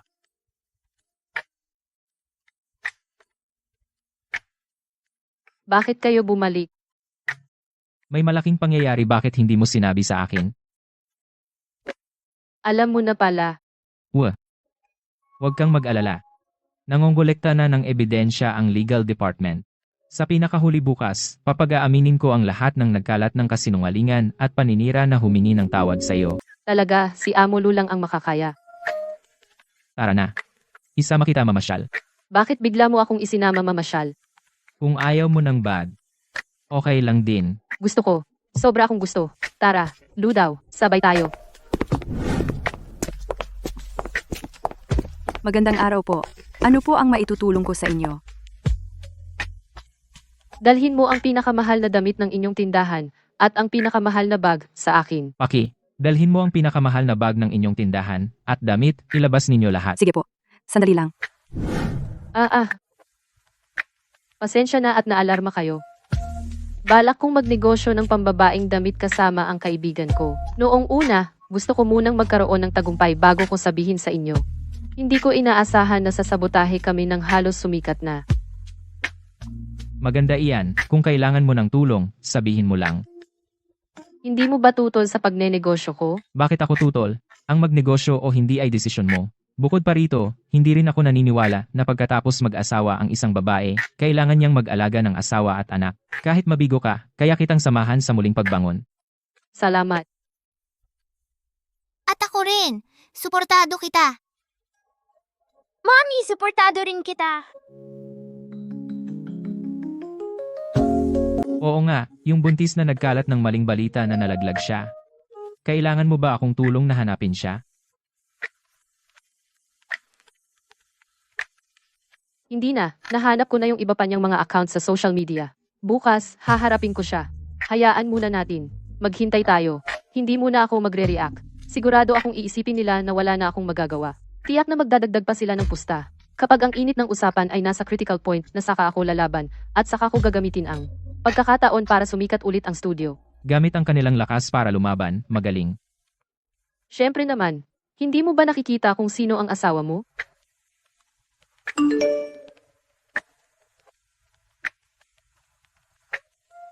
Nag-text si Joe Jeng. Ito ang video na na-record mismo ni Little Son, na-verify na namin.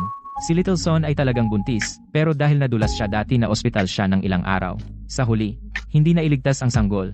Ang mastermind sa likod ay para gawing mas sensational ang istorya, kaya siya ang binayaran. Ito ang mismong si Little Son, na nag-record ng paliwanag na video.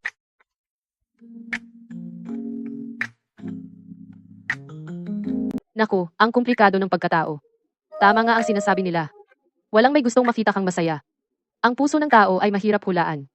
Walang nakakaalam kung ang maskara sa ilalim ay totoo o hindi. Bukod dito, sila naman ay mga taong hindi mahalaga, hindi mo kailangang pag-aksayahan ng oras, gawin mo lang ang gusto mong gawin. Ha? Tama si Mr. Lu, laging may mga taong gustong saktan ako dahil sobrang galing ko, ngunit ang magandang bansang ito ay akin lamang. Matulog na, matulog. Bukas, haharapin ko ang maliit na araw na iyon.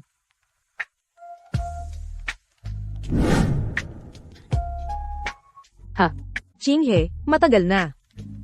Pagkatapos ng pulong umalis na si Uncle. Alam ko, Chinghe. Simula nang pumasok ako sa kumpanya, matagal na akong hindi nakaramdam ng ganitong relax. Kapag nasanay ka na, magiging mas madali. Saka, Chinghe. Kamakailan, narinig ko sa iba, na si Qingyao ay nagbukas ng fashion studio. Hindi ba ito medyo hindi maganda? Huwag kang mag-assume, kasi narinig ko lang noong nakaraang araw, na may issue sa studio ni Ching Ching. Hindi maganda ang mga komento online. Natatakot ako na makaapekto ito sa iyo at sa Lu Group. Alam mo naman na nakakapinsala ang mga salita ng tao. Siyempre, kung nahihiya kang magsabi, pwede kitang tulungang kumbinsihin si Ching Ching. Ang asawa ko ay ipinagpapatuloy ang kanyang karera. Sa tingin ko, walang masama doon. Sinusuportahan ko siya ng lubos sa kanyang karera at libangan. Kahit na may mga taong dahil sa mga maling balitang ito ay magbebenta ng shares ng Lu Group, masasabi ko lang na nakakapanghinayang. Nawalan sila ng maraming oportunidad na kumita. Lu Chuan, ako. May gagawin pa ako, mauuna na ako. Shu Ching Ching, kasalanan mo ito. King! Ang online reputation ay patungo sa magandang direksyon. Ang Lu Group ay magsasampa ng kaso laban sa mga sumusunod na account na sangkot. Ang Lu Group ay laging sumusuporta kay Mrs. Lu. Wow! Ang galing ni Bossing Lu! Sinagot ng official account ang mga netizen. Matapang na ipinagtanggol ang asawa. Ang galing ni Bossing Lu. Paano mo naman siya gagantihan, Mrs. Lu? Bigyan mo siya ng halik. Qingyao, napakagaling mo! Nang mailabas ang clarification video ni Little Son, kasama ang pagkontrol ni Amo Lu ang aming studio, sa wakas ay bumalik na sa tamang landas. Ito ay tinatawag na, para may makuha, kailangan may mawala. Maaari ko na ring unti-unting bayaran ang pera. Ang buntis na iyon, siya mismo ang nagpalaglag para sa pera ay pinagbintangan kami. Oo nga, Qingyao.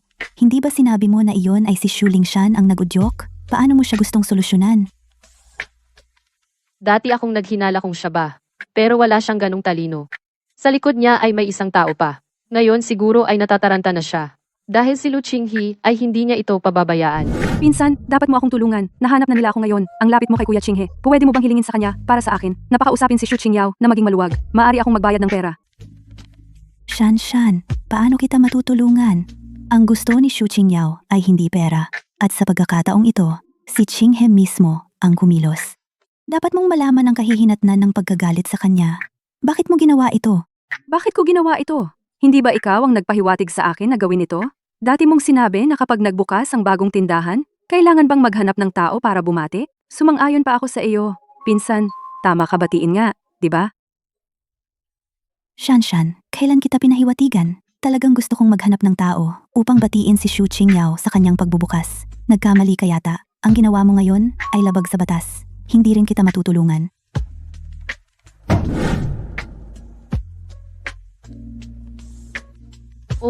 Ang sarap talaga.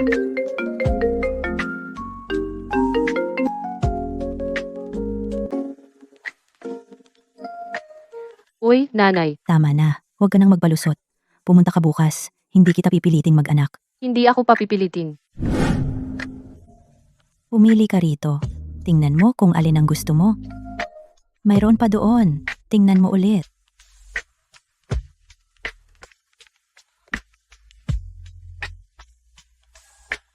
Di sige, hindi na ako mahihiya. Ano ka ba? Huwag kang mahiya. Eto pa, tingnan mo. Nanay, nalito na ako sa dami. Kung nalito ka, kunin mo na lahat. Oy, ate, ipak mo lahat para sa kanya. Si Pu. Ipak mo na rin ang mga bag na ito. Si. Yang, ang ganda-ganda mo ngayon ah. Kami, halos tapos na mamili. Malapit na kaming umalis. Nanay, sinabi ko na sa kanila. Yung mga bag na binili natin kanina at mga damit, ide-deliver na lang sa bahay. Umalis na tayo. Qingyao, ang galing ng pagkakataon. Bago ba ito? Oo, bago lang ito. Sabi ng biyenan ko bagay sa akin. Pilit niya akong bilhan. Wala akong magawa. Oy, Ate Kyuyang. Ano yung sinabi mong pero?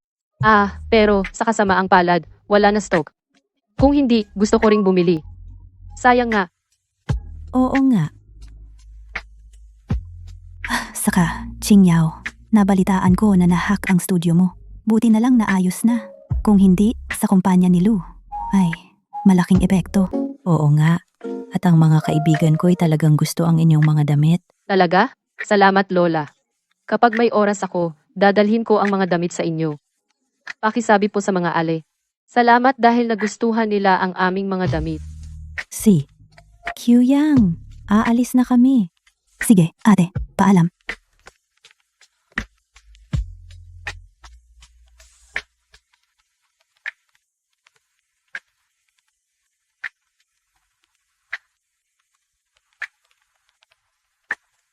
Hoy, si Ouyang Hua ba ay malapit ng graduate?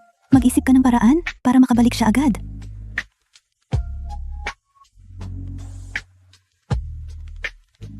Tingnan mo ang ginawa mo. Ano na naman, busy ako. Ma, ano iyon? Lu Baichuan, ang tagal na. Hindi ka pa ba pumunta sa Ching Ching Studio? Alam mo ba na sa internet ay may mga taong nagsasabing hindi mo pinapansin ang asawa mo at wala kayong pagmamahalan? Alam ko na. Sa studio na.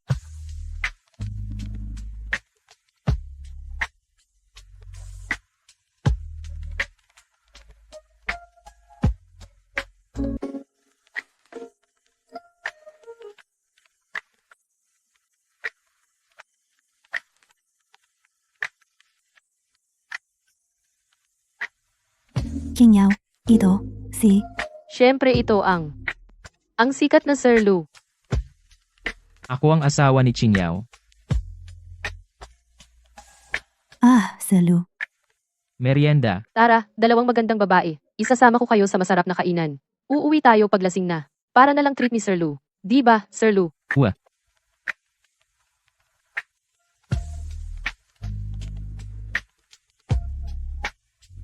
Qingyao.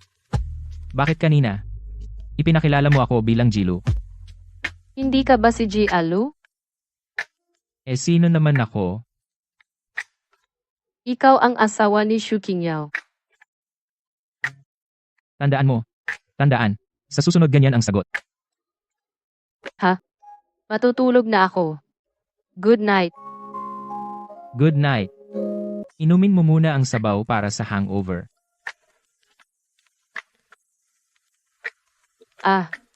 Hindi ako gumawa ng kahit ano kagabi. May kakaiba ba?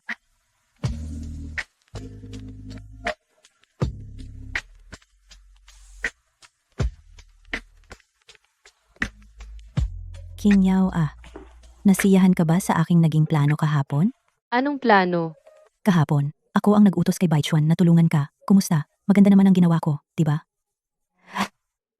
Kayo pala ang nag-ayos. Ang galing naman ng pagsasaayos ninyo.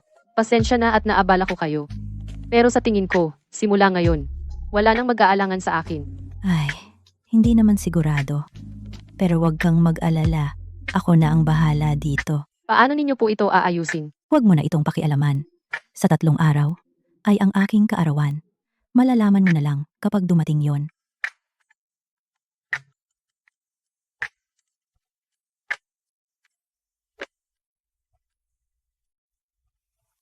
Galit ka ba?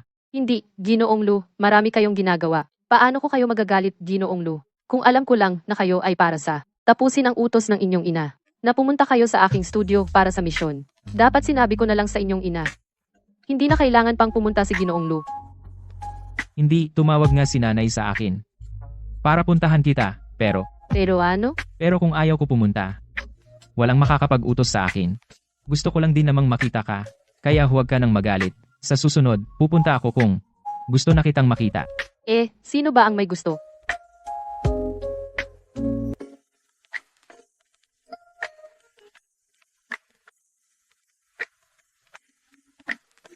Ngayon, lubos kaming nagagalak na anyayahan ang mga mahal naming bisita. Ang saya-saya. Oo nga, maraming tao ngayon. Masarap ang alak na ito. Ngayon, susuportahan kita. Tingnan mo, sino pa ang magdududa sa pagkatao mo?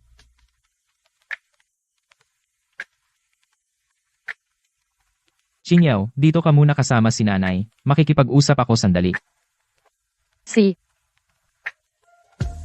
Sabihin ko sa'yo, Yunying, hindi ka naman talaga balak magdaos ng party. Bakit biglang nagbago ang isip mo? Sa totoo lang, hindi ko talaga balak mag-party. Bata pa ako. Ayoko ng malaking selebrasyon. Pero may nagdududa sa pagkatao ng manugang ko. Kaya naisip ko, ituloy na lang. Para patunayan sa manugang ko, di ba? Opo. Nanay, ito ang regalo ko sa inyo. Sana maging masaya kayo araw-araw. At laging maganda. Salamat, Qingyaw. Napaka-thoughtful mo. Oy, Yunying, bakit ang manugang mo ay laging tinatawag kang nanay? Parang malayo. Tita, nagkakamali kayo. Kapag may ibang tao, syempre tinatawag naming biyenan. Pero kapag kaming dalawa lang, nanay ang tawag namin. Ang nanay ko, mas mahal pa ako kaysa sa sarili niyang anak. Tita, huwag kayong manira ng relasyon naming mag-ina. Tara, Nay, isuot ko ito sa iyo. Ang pulseras na ito ay minana namin sa pamilya Lu. Ibinigay sa akin ng biyenan ko. At ngayon, ibinibigay ko sa iyo. Salamat, Nay. Ito, at ito, mauna munang ihain para maibsan ang pananabik ng lahat. Sige na. Ate, pumunta ka nga rito sandali. Nay, pupunta muna ako roon. Si. Ngayong araw, abala ka. Talagang pinagod ka. Miss Ren, huwag po kayong magsabi niyan. Karapat-dapat lang na magpagod ako, pero hindi naman ako napagod. Kasi ang biyanan ko, lahat ay inihanda na. Para sa akin. Kailangan ko lang ilaw ang aking dila. At saka, ang pagod ay dapat biyanan ko ang magsabi niyan. Ano, Miss Ren? Si Kyuyang ay napakabait, kaya ganyan siya magsabi. Pero sa aking palagay, Kyuyang, huwag mo na siyang pakialaman. Kapag bumalik na yung tao, gusto man niyang magpagod. Hindi na niya kaya, tama ba ako? May ganyang kabutihan pa. Mag-iipon ba kayo para kumuha ng katulong o kasambahay para sa akin? Anong katulong o kasambahay? Naiintindihan mo ba ang sinasabi namin? Ang salitang tao, naiintindihan ko.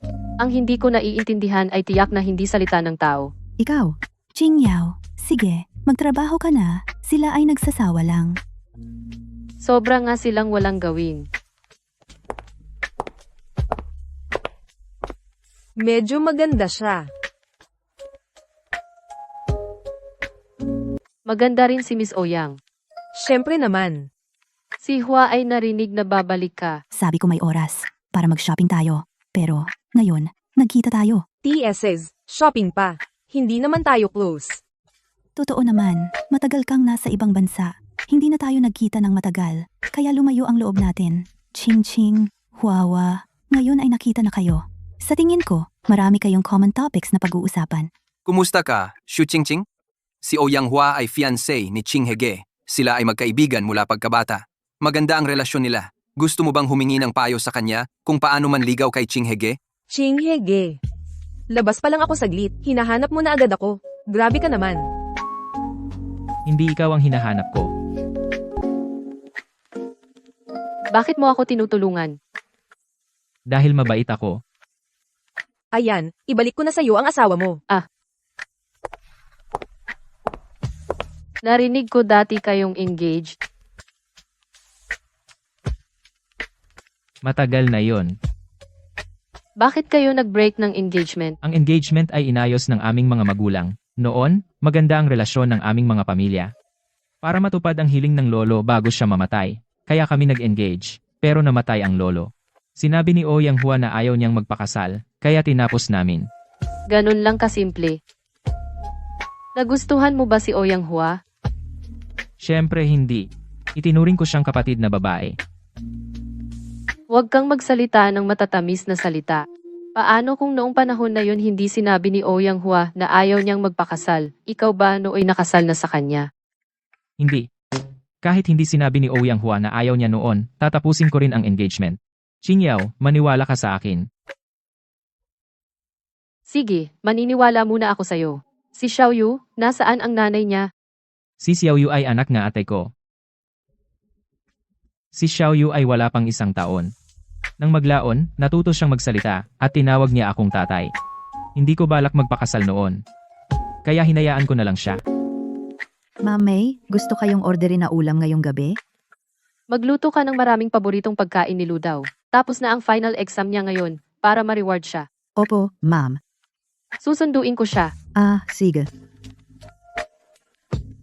Ludaw, yung magandang babae sa labas. Ate mo ba? Saan siya nag-aaral sa kolehiyo? Anong course niya? Nanay ko yan? Nanay mo pala siya? Ang bata naman? Mga estudyante, tapos na ang exam. Pagod kayo lahat. Sa mga susunod na araw, may General Assembly. Sana dumalo kayo sa tamang oras. Ludaw, umakyat ka rito sandali. Ma'am, ano po? Ikaw ang palaging top 1 sa batch. Kaya sa General Assembly sa mga susunod na araw, gusto pa rin ng principal na ikaw ang maging student representative at magsalita sa entablado. Si ma'am. Ludaw, may oras ba ang ate mo? Kung may oras siya, gusto ko sanang hilingin sa ate mo na magsalita bilang magulang ng estudyante. Kailangan ko munang tanungin siya. Sige, walang problema. Ma'am, hindi siya ate ko. Nanay ko yan. Katatanong lang ni Ma'am Zhang kung gusto mo bang maging parent representative at magsalita. Gusto mo bang ako ang maging parent representative at magsalita? Kung ayaw mo, okay lang. Siguradong gusto ko. Pero hindi ka ba magagalit? Siyempre hindi. Okay lang. At saka ikaw talaga ang magulang ko. Huwag kang mag-alala, sinabi ko na kay Ma'am Zhang. Hindi ka ate ko. Sige, nabigo ang pagpapanggap na bata. Kung gusto mo talaga, edi tatanggapin ko na ang responsibilidad na ito. Huwag kang mag-alala, hindi kita pahihiyain, Tara.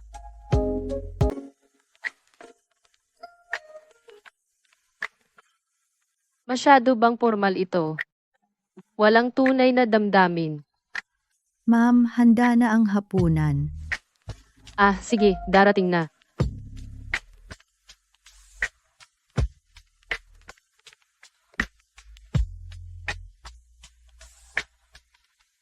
Anong problema? Gusto kong humingi ng pabor sa iyo, Lu Baichuan. Anong pabor? Ito ay, ang advisor ni Lu daw ay. Pinapunta ako bilang kinatawan ng mga magulang para magsalita. Pero hindi pa ako nakasulat ng talumpati.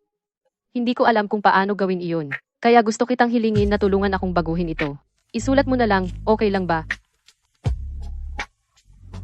Kung tutulungan kitang baguhin ang draft, may reward ba para sa akin?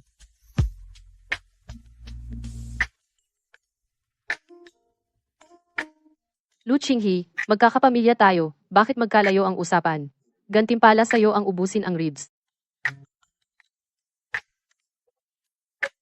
Salamat. Medyo maikli ba ang draft? Ano ang alam mo?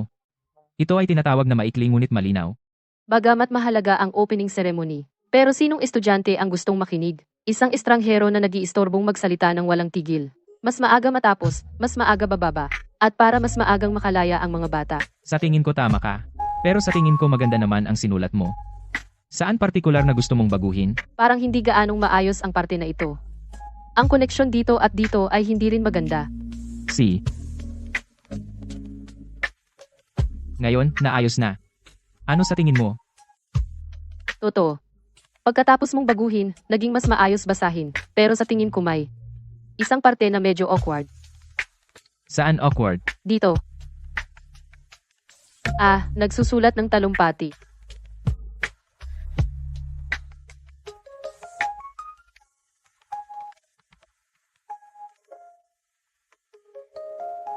Sinong batang perfect score yan? Top na naman. Kailangan kong mag-focus mamaya. Hindi dapat mapahiya si Ludaw. Mukhang mayaman ang pamilya ni Ludaw, di ba? Siguro Jang ay mahilig mambola. Sa murang edad ay kaya magsalita bilang kinatawan ng mga magulang. Walang katwiran talaga. Oo nga, isang class advisor na ganyan ka, pabago-bago. Kaya pala ang anak ko, ay hindi pinapansin sa klase. Top 1 ang anak ko. Ngayon, top 1 na naman sa lungsod. Pwede pong itanong, itong magulang. Anong rank ang nakuha ng inyong anak? Nanay ni Ludaw, pwede pong pumunta rito sandali? Mamaya sa speech ay may mga dapat tandaan na sasabihin ko sa iyo. Magandang araw sa lahat. Ako si Ludaw. Magulang ni Ludaw, kayo na po. Si.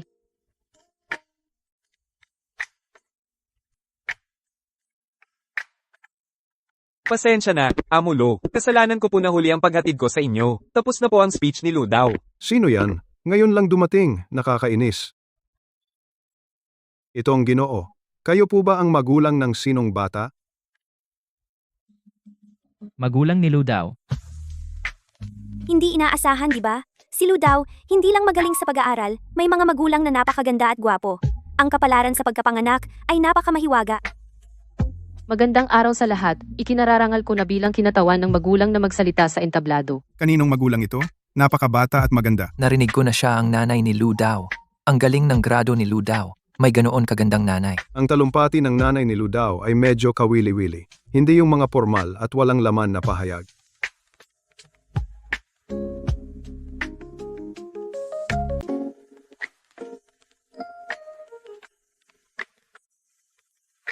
Sir Lou, eto, sa susunod na Miyerkules, sa Haishi, may fashion show. Narito ang 2 imbitasyon. Ang asawa mo ngayon ay nasa negosyo ng damit. Pwede siyang sumama kay Miss Feng para manood. Sige, Jojeng, salamat sa pagod mo. Walang anuman. Jojeng, sandali. May kailangan ka pa ba? Wala ka pang increase ngayong taon. Sir Lou, bigla ka namang nagtanong. Parang matagal na nga akong walang increase. Pagbalik mo, mag-submit ka ng raise request, 10%. Aaprubahan ko mamaya. Salamat, Sir Lou. Gagalingan ko talaga ang trabaho ko. Tama nga, Sir Lou. Yung Economic Forum dati sa Haishi ay nag-imbita sa iyo na dumalo. Pero abala ka sa bagong project, kaya hindi ka pumayag. Ngayon ay libre ka na. Baka pwede kang sumali? At ang oras ay sa susunod na linggo din. Pwede kang sumama sa asawa mo para magkaroon ng quality time. Harap.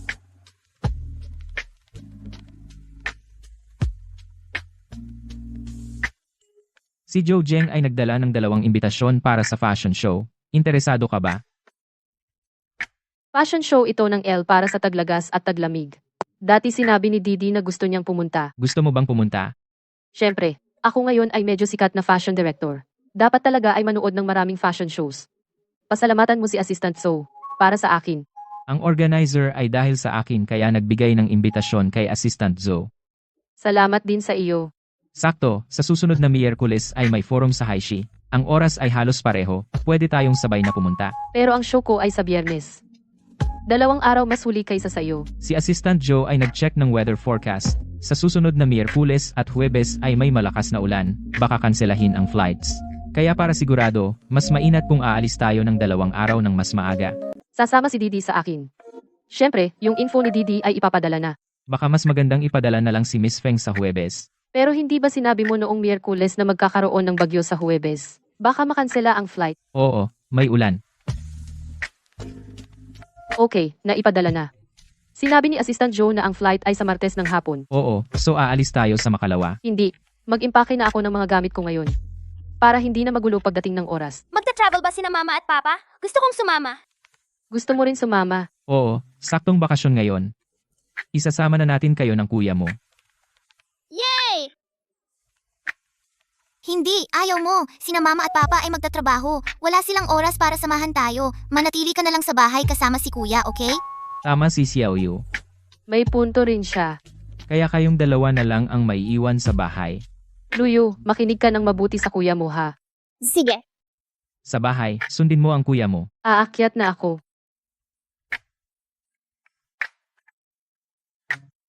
Uy, Didi. Magpalit kayo ng upuan ni Jojeng mamaya para magkatabi tayo. Sige. Assistant Zo. Assistant Zo. Walang problema, ma'am. Salamat, Assistant Joe. Mr. Lu, kung gusto ninyo, kakausapin ko si Miss Feng para magpalit siya ng upuan. Wag na. Mr. Lu, ang card ninyo. Miss Feng, ang card ninyo. Mukhang hindi rin komportable ang first class kapag matagal. Ang gusto ko lang ngayon ay humiga sa kama. Dali, dali. Ayos lang, hindi naman si Didi ibang tao. Oy, Qingyao. Ako kasi, mahilig akong humilik kapag natutulog, at nagngangalit din ako ng ngipin. Noong college, hindi ka ba naiirita? Ngayong gabi, huwag na tayong magsabay matulog. Kailan pa ako nainis sa'yo? Paano ko di alam? Talaga, may emergency ako, kailangan mag-cur. Mauna na ako, ha? Bababalik na rin ako para magpahinga. Tara, bumalik na tayo sa kwarto. Ha? Si Assistant Joe ay nag-book ng suite. May 2 kwarto. Sweet, maganda yan. Balak ko sanang kausapin si Didi. Tungkol sa kung saan tayo mamamasyal bukas.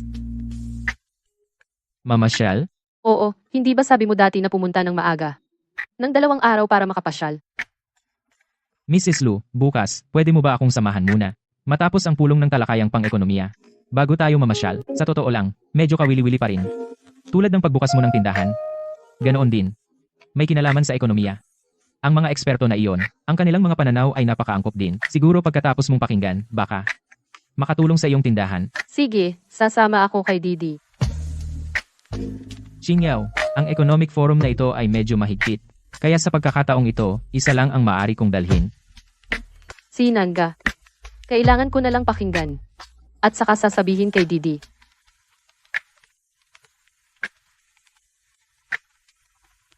President Lu, tagal na nating hindi nagkita. Ito ba ang bago mong assistant? Ako ang bagong assistant ni President Lu. Sige, President Lu, mauna ka muna. Kapag libre, mag-inuman tayo. Nakakita ka na ba ng presidente na? Lalabas para sa event at may kasamang asawa? Ingat baka pagtawanan ka ng ibang big bosses. Assistant Chu, hindi ko masyadong maintindihan ang ibig mong sabihin. Oh, Jiang Mingxuan. Bakit ka nandito? Dala ako ng tito ko. Dito, para magkaroon ng karanasan. Ay, hindi ko akalain na si Ming Xuan ay kilala pala ang assistant ni President Lu. Talagang may tadhana. Ito ang asawa ko. Hindi ako mapalagay na iwan siya mag-isa sa hotel, kaya hiniling ko siyang sumama. President Lu, at ang asawa ay talagang magkasing-tahing mahal. Ching-ching, kasal ka na? Oo, tama. Galing mo Nagpakasal ka naman. Hindi mo man lang sinabi sa akin.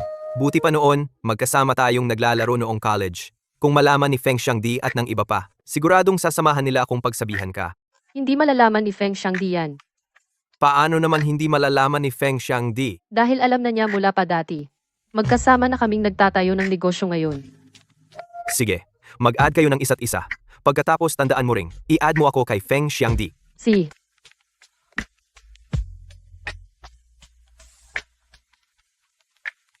Sige, Ching-ching. Mag-usap na lang tayo mamaya. Mukhang maganda ang relasyon ninyo dati. Kami ay dating magkaklase sa kolehiyo. Malamang close kayo. Bakit? President Lu. Ano? Hindi ko inaasahan na si Chingking ay nagpakasal sa'yo. Nabalitaan ko na mas matanda si President Lu kay Chingking ng 10 taon. At bago kayo ikasal, may anak ka ng lalaki. Ano ang kinalaman ni Mr. Jiang dito? Hindi ko alam kung bakit si Chingking ay pinili ka. Pero sa tingin ko hindi ka karapat-dapat sa kanya. Babawiin ko siya. Ikaw si Jiang Mingxuan, di ba? Ano ang karapatan at posisyon mo para sabihin yan sa akin? Sa 4 na taon ng kolehiyo, wala akong oras. Kaya naman, napakawalang saysay ng 4 na taon mo. Ang salitang agaw ay hindi angkop. Sana maunawaan ni Zhejiang ang kanyang tunay na pagkatao at panatilihin ang tamang distansya. Ang asawa ko, si Lu Qinghe, ay hindi dapat pagnasaan ng iba.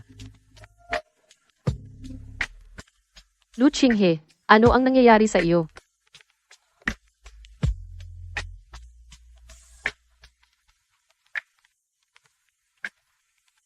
Wala. Gusto lang kitang yakapin. Sige, yakapin mo ako. Tama nga. Baka hindi kita masamahan bukas.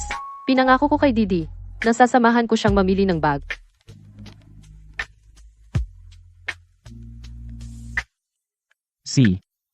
Susunduin ko kayo bukas.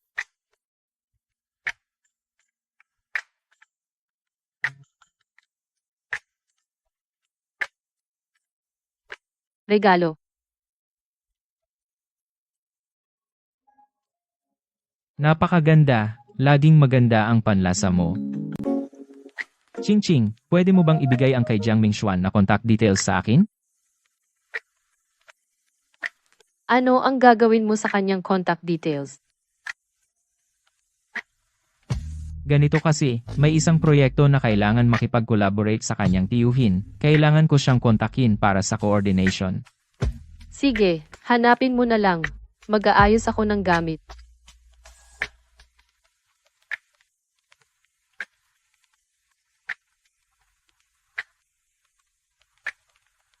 Pasensya na, napadala ko sa maling tao kanina. Ito ang mga dapat tandaan sa proyekto, sabihin mo sa tiyuhin mo. Sabihin ko na sa iyo, kahapon, parang may mali sa pakiramdam mo, pero nagsiselos ka lang pala. Sana ay magkasama tayong dalawa, pero Mas maganda ba ngayon?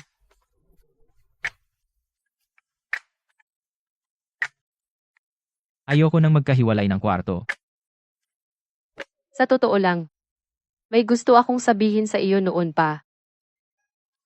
Nakapag-aral ako sa kolehiyo dahil si Lidagang ang sumuporta sa akin, pero may kondisyon siya.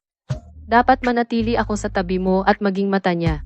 Pero sumusumpa ako, hindi ko talaga ibinunyag sa kanya ang kahit ano, hindi ko intensyon ang pumunta sa kama noong gabing iyon. Alam ko, Alam mo? noong araw na nakita kita sa conference room, nakausap si Lidagang, pinapagsiyasat ko agad. Bakit hindi mo ako tinanong noon? Dahil nakita ko ang sakripisyo mo para sa dalawang bata at sa pamilyang ito, at nagtiwala ako sa iyo.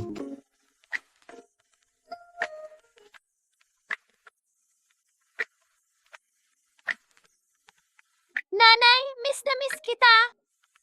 Miss na miss din kita. May dala akong regalo para sa inyo ng kapatid mo. Nanay, sabi niyo po ni tatay, nung nakaraang linggo babalik na kayo. Bakit ngayon lang kayo dumating?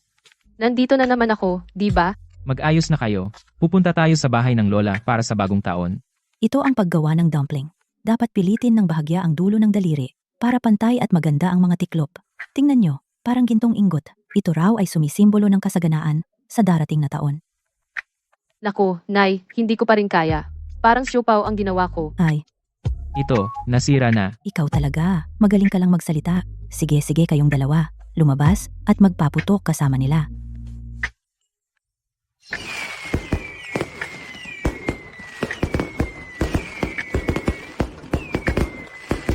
Tara, bigyan mo si tatay. Ang simple lang pala ng kaligayahan. Ito lang pala ang bisperas ng bagong taon. Ang mga ilaw at kayong nandito.